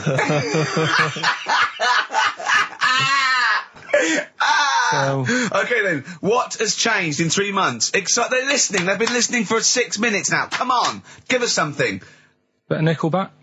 What's happened in 3 days? 3 months? What, in my life or in here? Nothing's happened here, nothing's changed here. Right. But, I don't know, do you know last time we were on? Yeah. Right? And, I was telling you about the woman over the road, where I live. The one that walks around naked? There's a woman who walks about the flat naked, This right? is when Carl was watching a woman naked, then she looked at... saw him looking, so what he did, this is the genius he did to get out of this, he pulled his pants down, so he was naked too. His girlfriend comes in and goes, Carl, what are you doing? He went... I can't tell you now, but don't look out of the window. Yeah, go on, sorry. That woman, she's bought some blinds.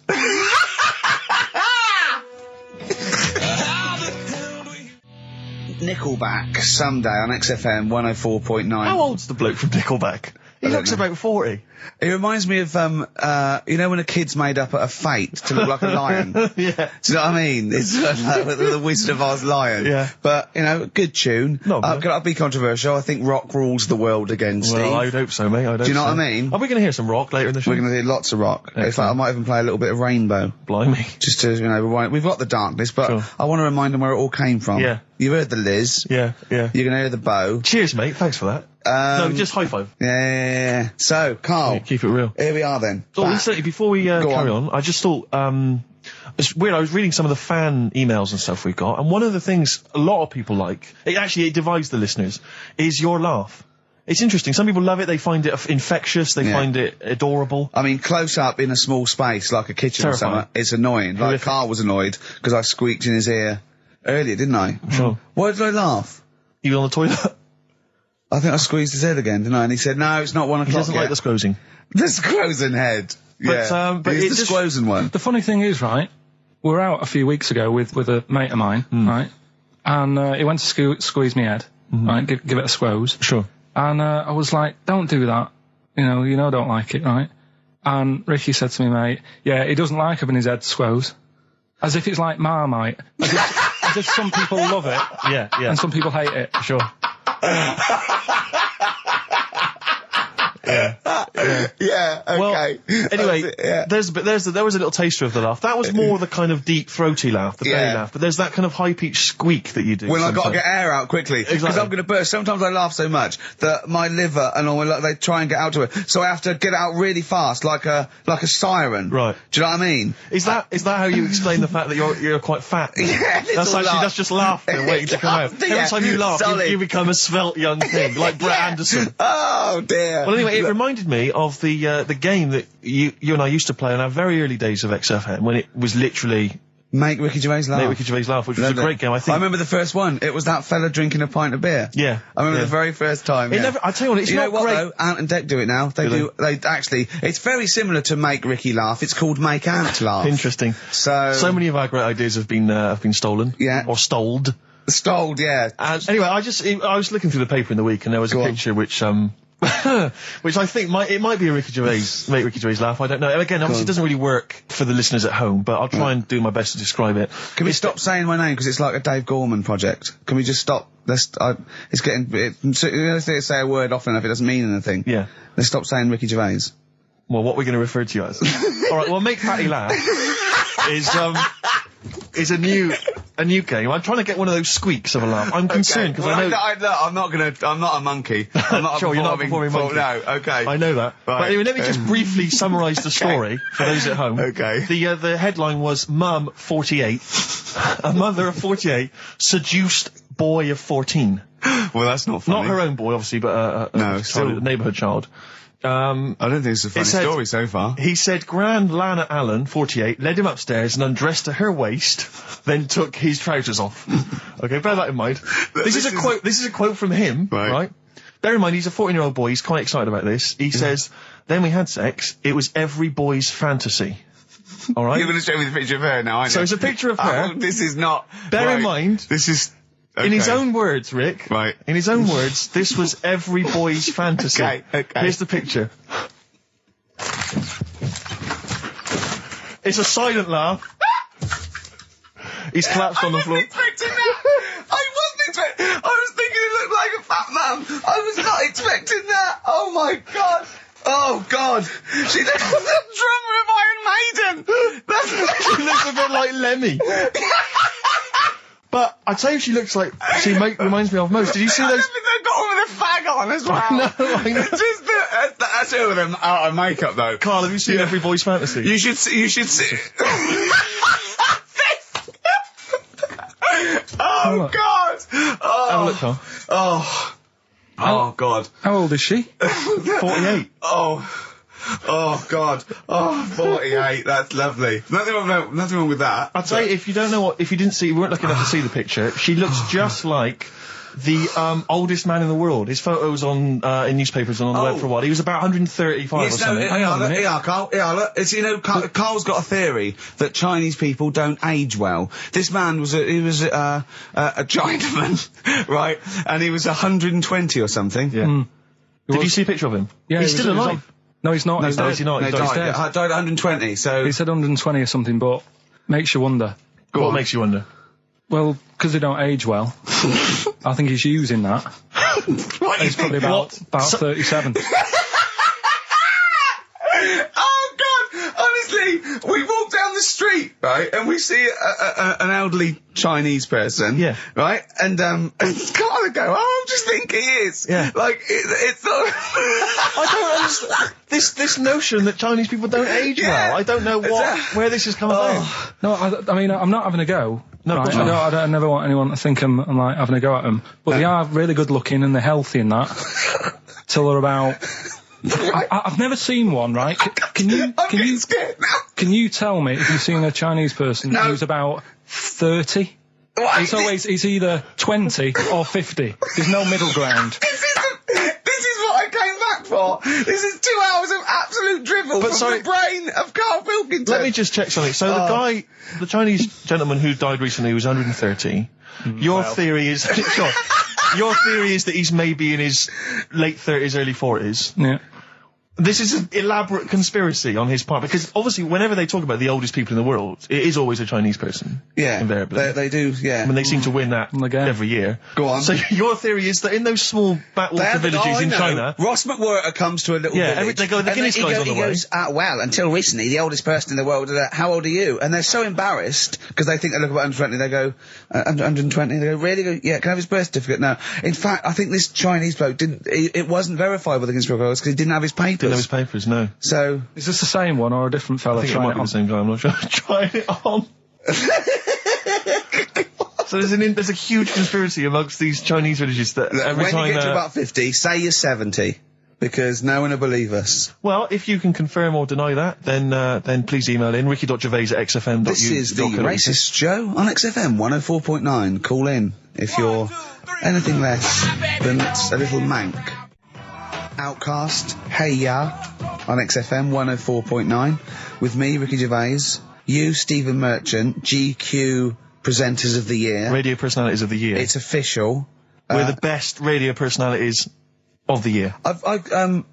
We got that award sent to us, didn't we? And we did a little thing. But it was only our two names on it. It had your name, Rick, definitely. I remember that. It had my name. And your name. Didn't see Karl Pilkington's name anywhere. No. And yet he's the one with the day off and the money and the conning the MD and making him cry at home. Let me just remind. Can I just check that again? So he's made a fool out of the MD. He's made a fool and out all of the major, basically all the capital shareholders. About, I'm not sure if I'm coming back or not. I want a day off then, which is the same day off as his girlfriend gets off. So Convenient. he's just like walking around, I don't know, Hyde Park, just feeding ducks when he should be working out what he can do instead of Rockbusters, which is basically Blockbusters with a word changed. Christ's sake. Right. If that's annoyed you, I'll tell you what has really wound me up. Go on. The last week or so, this postal strike. I tell you, Rick, I have got no sympathy for him. I'd be a scab. I'd be walking through there and I'd be giving him the finger. I go, you can intimidate my family. I don't care. I don't care because the post has got to get through. Because I'll tell you what, it's not the fact that, the unions, they could organise a strike. I'm behind that, it's fair enough. But not when it's these wildcats. They're just out there, they're just taking days off willy-nilly. They're sealing out the post boxes. It's going crazy. Maybe Karl could deliver a few records Monday. Well, I know Karl must be livid because probably his copies of The New Scientist and the Literary Review haven't turned up. So he's in a terrible way. And I got important documents that are supposed to be coming to me. There's nothing. There's hiding the hair of it. And I was cooking last night, and it got me panicked because I was thinking about if this just is going to spread now amongst other organisations and other groups. And do you know what? Like a cancer. It was partly because I was cooking. Yeah. But I suddenly become terrified that they might go on strike. Go on. The guys in charge of the potatoes. Oh, anyone involved with potatoes. I had so much mash farmers. Last night. I had so much sausage mash, the second helpings, that I had to sit on the edge of a seat so my stomach could hang down. I love spuds. Spuds and bread. I could not do without spuds and bread. I feel like maybe I could make my own bread. Spuds, I wouldn't know where to start with a spud. Yeah. And it's like, they're amazing. You can boil them, you can broil them. Yeah. I don't know what broiling is, but I suspect it's tasty. I don't think it's as good as, obviously the chipped potato is... For the working classes, it was always on. The chip fat fire was always on in my household. The ceiling, the death trap fire, polystyrene ceiling was yellow. Exactly. Come Wednesday in our house. Yeah. And, always had chips. Because all I remember hearing, if I think back to my childhood, all I remember was, gotta stop and get some potatoes, or phone your dad, tell him to get some potatoes. Well, that was your job, wasn't it? Karl? Yeah. It genuinely, it does concern me because what did you have to do? Didn't you have to fill a diary out for your teacher? Do you know when you're at school? I don't know if you do the same thing, but you get like a little red book, right? And every night, I think it was a way of the teachers sort of keeping an eye on you. So if you went out robbing, if you wrote it in your diary, they'd go, what are you playing at? Sure. Right? So you'd have to write down what you did every night. Yeah. But I didn't get up to that much at that point. Sure. I used to just go on my errands. Yeah. And it was my job to, like... I haven't heard errand since the 70s. It's nice to hear that. I went to Phase, right, the little local supermarket. Yeah. And I got... What's it called? Euthanasia? What? I did... Phase. New Phase. Phase. Yeah. H-U-G-H. Phase. Oh, Hugh Phase his is his name. name, right. Yeah. And I just had to get like a bag of potatoes. Of course you did, yeah. And a loaf. Staple. So I used to put that in my diary every day, and it got to a point when, like, even the teachers were like, just make something up. Yeah. Stop putting the same thing in. Sure, start joyriding or something. Live. I remember when Jane was little, she was at school, I think it was about telling something like that, do a project over the week, and they were given a big list of, like a list of 100 animals that they had to tick when they saw one that week. And the teacher knew she cheated because she ticked beaver. So she was trying to win and get it, but she knew, unless it was Susie Dibblethwaite's beaver. I know the school slut. I don't know, maybe. I don't know. But, yeah, so, I'm just, as I say, it feels like the potato people have got me over a barrel. You know, I mean, they could hike the prices up. I still have to buy the potatoes. I got nothing else. I got to have that. You know, you got your fancy pastas for the upper classes, but for the working classes, it's chips or mash, isn't it, really? Yeah, no, I wouldn't worry. I don't think people who do potatoes are going to go on strike. I don't think so. Because we just go and pick them ourselves, don't we? Or grow them ourselves. Sure. What would be the most pointless strike? What would be the strike that we went so? Do you know what I mean? I'll tell you one strike that would go so. Those guys who do sketches in Covent Garden. Yeah, take a picture, or they do a caricature of you. The strike, imagine the strike! You go out and you go, well, I want one with a big nose and a big chin. I want an amusing caricature of me and my sister. yeah. Oh, dear. But I need a sketch, I need a pencil drawing of Leonardo DiCaprio. Looking like a monkey. I mean, how are we going to get this? This is unbelievable. Yeah, I'll tell you also, the strikes that have no effect. What? Those, people in nightclub toilets. Who just, you know, kind of there, they got the Lynx deodorant sprays. Oh, no, quite controversial at the moment, with the Tweedy case. Oh, the Cheryl Tweedy case. Do you know what I mean? Sure, I got some thoughts on that, actually. Like what? Well, maybe we play a record, I'll share my thoughts on. Well, coming up, some Steve Merchant thoughts on the Cheryl Tweedy case. XFM 104.9. Some R.E.M., Rick? What's the frequency, Kenneth? What's the frequency, Kenneth? I'll tell you, it's 104.9 XFM. I'm Ricky Gervais, with me, Steve Merchant and Karl Pilkington. Karl, the user Pilkington. Just takes. Takes. Destroy the man. Go to you, Steve. You should talk like that more. It's cool and sexy. Thank you. I make it clear now, I do not condone in any way, shape or form what Cheryl Tweedy did. But I have to say, they wind me up. By they, you mean toilet attendants? Yes. Right. Yeah, not Pop Idol winners. That's what I thought you meant, yeah. So, go on. But, because I'll tell you what it is, you go into a club or pubs or big trendy pubs, you go in there, and there's the toilet attendant in there. He's got his little display of aftershaves, sprays, some sweets maybe, whatever it might, maybe a lollipop. Maybe a lollipop. And all right, I don't know if I assume they're not employed by the club. I'm assuming the club's we've got the DJ, we've got the bar staff. Wait a minute, we need a guy. When the manager walks in, do they hide? Well, this is it. I don't know if it's a guy who's just like. Is it like busking? Yeah, he snuck in. He came in when it was free during happy hour. He's got a little carrier bag. He snuck in the toilet. But the thing is, it's the fact that. Toilet attendants, fair enough. I mean, I'm happy if a toilet attendant sneaks in under cover of darkness, cleans it for me, and then shoots off. But it's when I have to see them there. I feel guilty because it's like I maybe wash my hands, I'll forget he's there. He'll hand me a paper towel. Suddenly I got to tip him like a quid or something. It annoys me because I wash my hands at all. I don't usually wash my hands. I sometimes don't even bother getting my knob out. I do it where I stand and change my trousers when I get home. Exactly. So it annoys me I have to go through this charade of getting it out, slushing out of it, shaking it dry, and then washing my hands. See, if he did any of those elements, I'd tip him a quid, Pop it out. But not to hand me a paper towel and get it myself. And it's this guilt, and sometimes I'll hold it in because I'm nervous I don't want to go back in there. What annoys me is like a posh award ceremony, it's a pound a piss. It is a pound a piss. Do you know what I mean? So, or in a top hotel or something. Yeah. It's absurd. And I tell you what's worse than that. I know that he's doing it because he's got to feed his kids, but it's the fact that I've got to look him in the eye. You know, it's like he's humanised. You know, if he was only dehumanised, Rick. Yeah. If I could see him and I didn't think he was a human being, I wouldn't feel guilty. If he could sort of hide under the urinal, perhaps, or if he could hide underneath the sink, like Thing from the Addams Family. He just puts out. He just pop a hand out. Doesn't say anything. Just hands me the paper so you don't towel. even see hand go, and then I'd put a pound in, I'd take the thing, put a pound in, nick a lollipop and run away.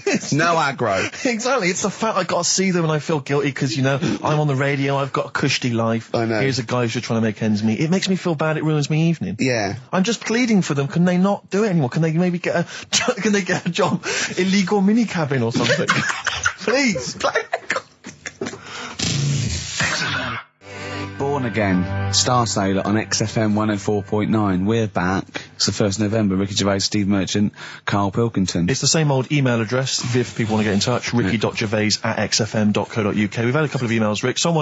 Ian, he's emailed in. He said that because of the blinking postman, it's his wife's birthday today. She's had no cards or presents because, presumably because she's got no friends, but also because of the postal strike. But you won't be able to use that excuse for Suzanne's birthday again because she knows that the postal strike won't be on around that time. All right, Carl. But anyway, so would you just say happy birthday to Tracy? Have those condoms run out yet that you got for Christmas? Carl? I've still got them. Have you?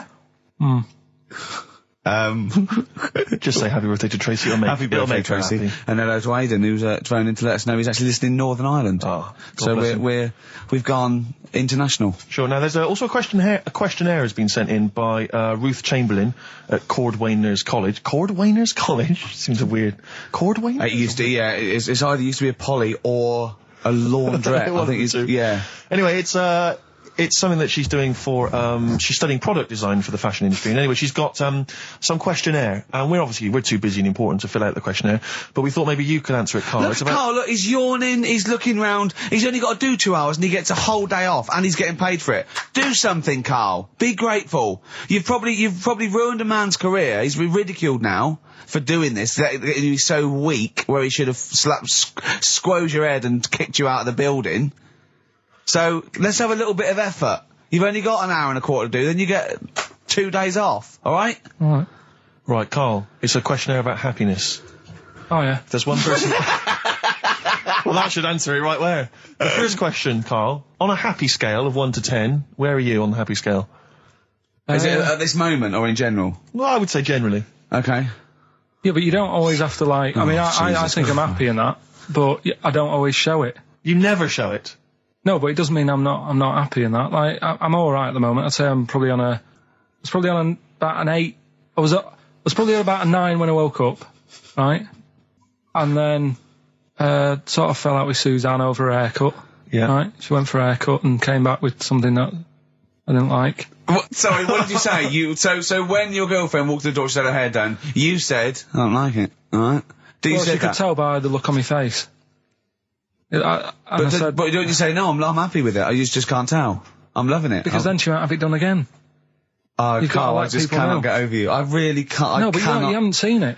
Right? Oh, So then I was fed up, but then I thought... Sorry, what authority have you got to talk about haircuts? Yeah, you had officially from a barber in Manchester above a railway station in a shack, it was £2 a cut, told you had the hair of a Chinaman. Well, you wish you had the hair of a Chinaman now, you got no hair. You're a little bald man with your mouth open, so don't... Is she listening to this, Suzanne? Sitting at home with a woolly hat on? I don't know. But she knows now, doesn't she? What did you say? What words did you do about it, I just said you look like someone out of Slade. Interestingly, that's what I look for in a girlfriend. Oh, God. Which one is Slade? That one with the funny... Not Dave Hill. Yeah. The one with the crooked fringe and the goofy... She had her teeth done as well, did she? She had 2 front teeth put in. Dumper. So anyway, So prior to that, you're on a 9. Then you saw the haircut, you're on an 8. Yeah. Yeah. And now then, what you're on? I'm probably on about a 6 at the moment. Why? What's happened? Well, while Star Sailor was on, bit more head squeezing going on. So, yeah, about a 5 or 6. So generally speaking, what would you say you're on? About 4. You're on a 4. Alright. What would you give someone who wasn't very happy? What would you give them? What are you thinking, Carl? Depends why they're not happy? They're low, okay, so what would you give them? I mean, depends, doesn't it? If it's someone who's just lost their arms and legs in an accident, you don't give them a lollipop. Sure, or some mittens. Yeah. You give them a hat. Yeah. Yeah. And dare I say it, a smile. A skateboard. Yeah. Yeah. I don't know. You don't know. You got to answer the question. All right, so hang on. Let's assume that you've upset your girlfriend because you slagged off her haircut. What are you right? going to do now feel to go and guilty. make her happy? How are you going to cheer her up? And not buy her a baseball cap. I don't know yet. I haven't thought about it because I've got this to sort out, haven't I? So when I get home, get her some gel or something. Oh, God! Oh, Christ. Okay, Oh. and, all right, just name something that always puts a smile on your face, Carl. It always cheers you up. If you're feeling a bit blue, it always cheers you up. A monkey, innit? Learning something. Right. That's a bit weird. I love the qualifier. That's a bit weird. I think it was two different sentences. I think it was learning something. That's a bit weird. Yeah. Oh. Learning something that's a bit weird. Okay, and finally, if you could have something to make you happy, what would it be? Little chimp, wouldn't it? Little chimp in a suit. Well, don't answer for him. Don't put words into me. You could have anything you want. It'll cheer you up and make you happy. What would it be? You can't say a skin of titanium. It's got to be something possible. Yeah. X-ray vision. No. What would you have? It can be conceptual. It could be world peace. It doesn't have to be, a new watch. Yeah, let someone else wish for that. Sure. It'd be a waste. Yeah. Why should you do it? And then someone else gets a nice new watch and there's world peace. Exactly. You're walking round, it's nice and peaceful, you know what time it is. He's swanning round, he's got a lovely new watch and there's no threat of him being bombed. Exactly. I'm quite happy the way I am, really. I don't really want Are that you much. really? But you're on a 4. Yeah, you're on a happy scale of 4. Yeah, you're on a 4. Surely you want to get to 10. Surely the point of life is to be on 10. Yeah, but what's a 10? Do you know what I mean? No. What's a 10? Contentment, absolute contentment, joy Bliss. in your heart, Yeah. inwardly and outwardly. Not walking around with a little round mank head with your mouth open going, what's the point of that? I've done it once. Is that why you've still got all the condoms? Because I've done it once. What's the point of that? Alright, we're going to get over some air gel. Come on. 10. Just one thing that would make you happy. That would cheer you up if you were feeling low. Tuesdays off as well? I'll have the MD just, resign straight away, shall I? I honestly don't know what would make me happy just like that. Because I am happy. I know you say I'm fed up and that. Do you know what? Do you know? He said right. he wouldn't want to be too rich. He said because if I was too rich, then Suzanne would say, "Let's go around the world." He said he wants to be rich enough so they're happy in that they got their bathroom and everything, but they still can't afford any more holidays a year. Think of that. Think of that wish. Think of that capping your wishes. Yeah. Do you know what I mean? Putting a ceiling on your ambition. I love it. It's genius. Look at his face. Play a record. It's like if you'd won that ticket round Charlie's Chocolate Factory and he'd said, actually, Carl, I want you to take over the factory. It was a test. You'd have said, I just wanted to look around the chocolate factory. Yeah. I'm happy to go back and live. No, he'd have said, poor. I'll work it, but I'm not working Mondays. Exactly. Play a record. Imagine giving a chocolate factory to a kid. I know. Idiot. Give it to the fat one at least. He'd enjoyed it more. Beautiful. Billy Bragg from his Essential Billy Bragg compilation. Now, I know a lot of people are thinking Billy Bragg, I can't be bothered, politics, and I have to say, buy this CD, skip past every song that is, for instance, There Is Power in a Union. Don't be duped by fascism. Yeah, it's your right and duty to vote. Yeah. Right wing, wrong wing. Exactly. Ignore all that. But Just listen to the love songs. His love songs are beautiful. Yeah. It's fantastic. Tonight I celebrate my love for you with a pint of beer and a new tattoo. It's great. Brilliant. Yeah, look, lose the ones about, Exactly. Striking. Yeah, exactly, because we know what we think of that. So, I heartily recommend that. Carl, we're on happiness. Carl, Yeah. I'm trying to explain to Carl that the aim to, is really to get on a 10. Yeah. For I like happiness. the He's fact on that he 4. started on a 9. But I love the fact he's happy with 4. Yeah. I love that. No, but what I mean is, right, I'm not looking for, like, happiness. Right.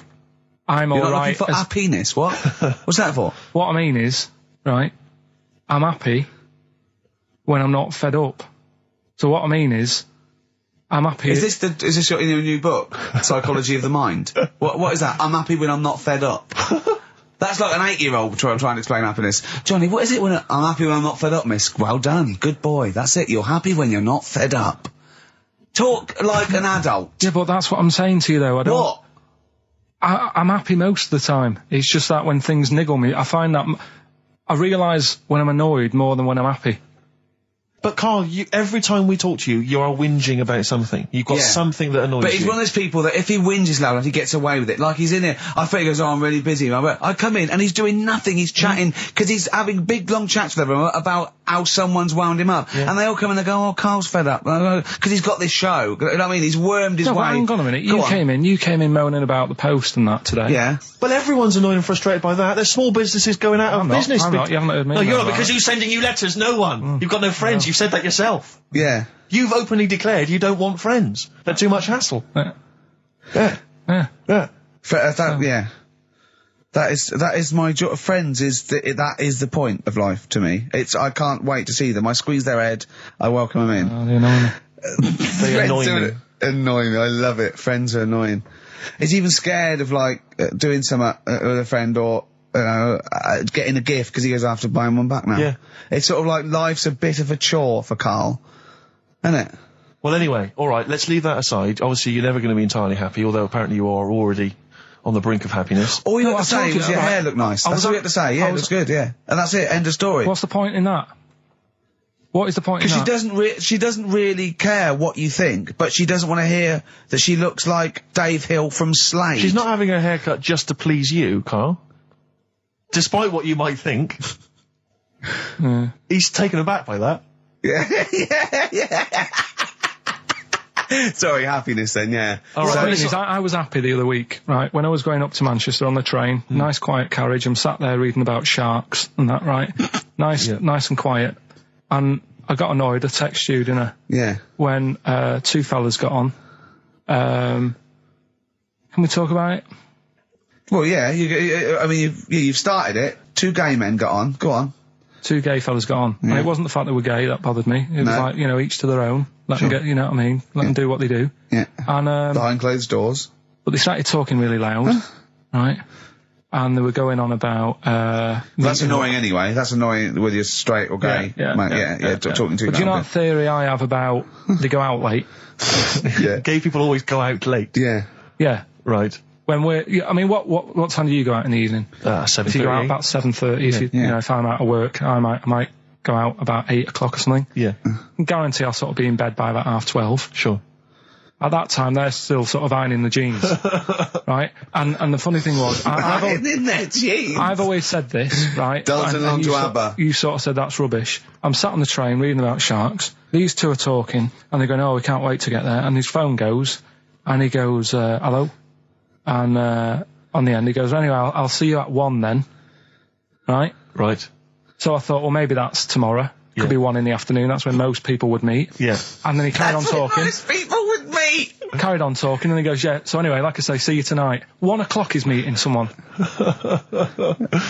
Yeah. I don't know why you go out that late. Do you remember when his favourite record of all time is The Killing of Georgie? Sure. He said, would he have been killed if he'd have been back at a decent time? Yes.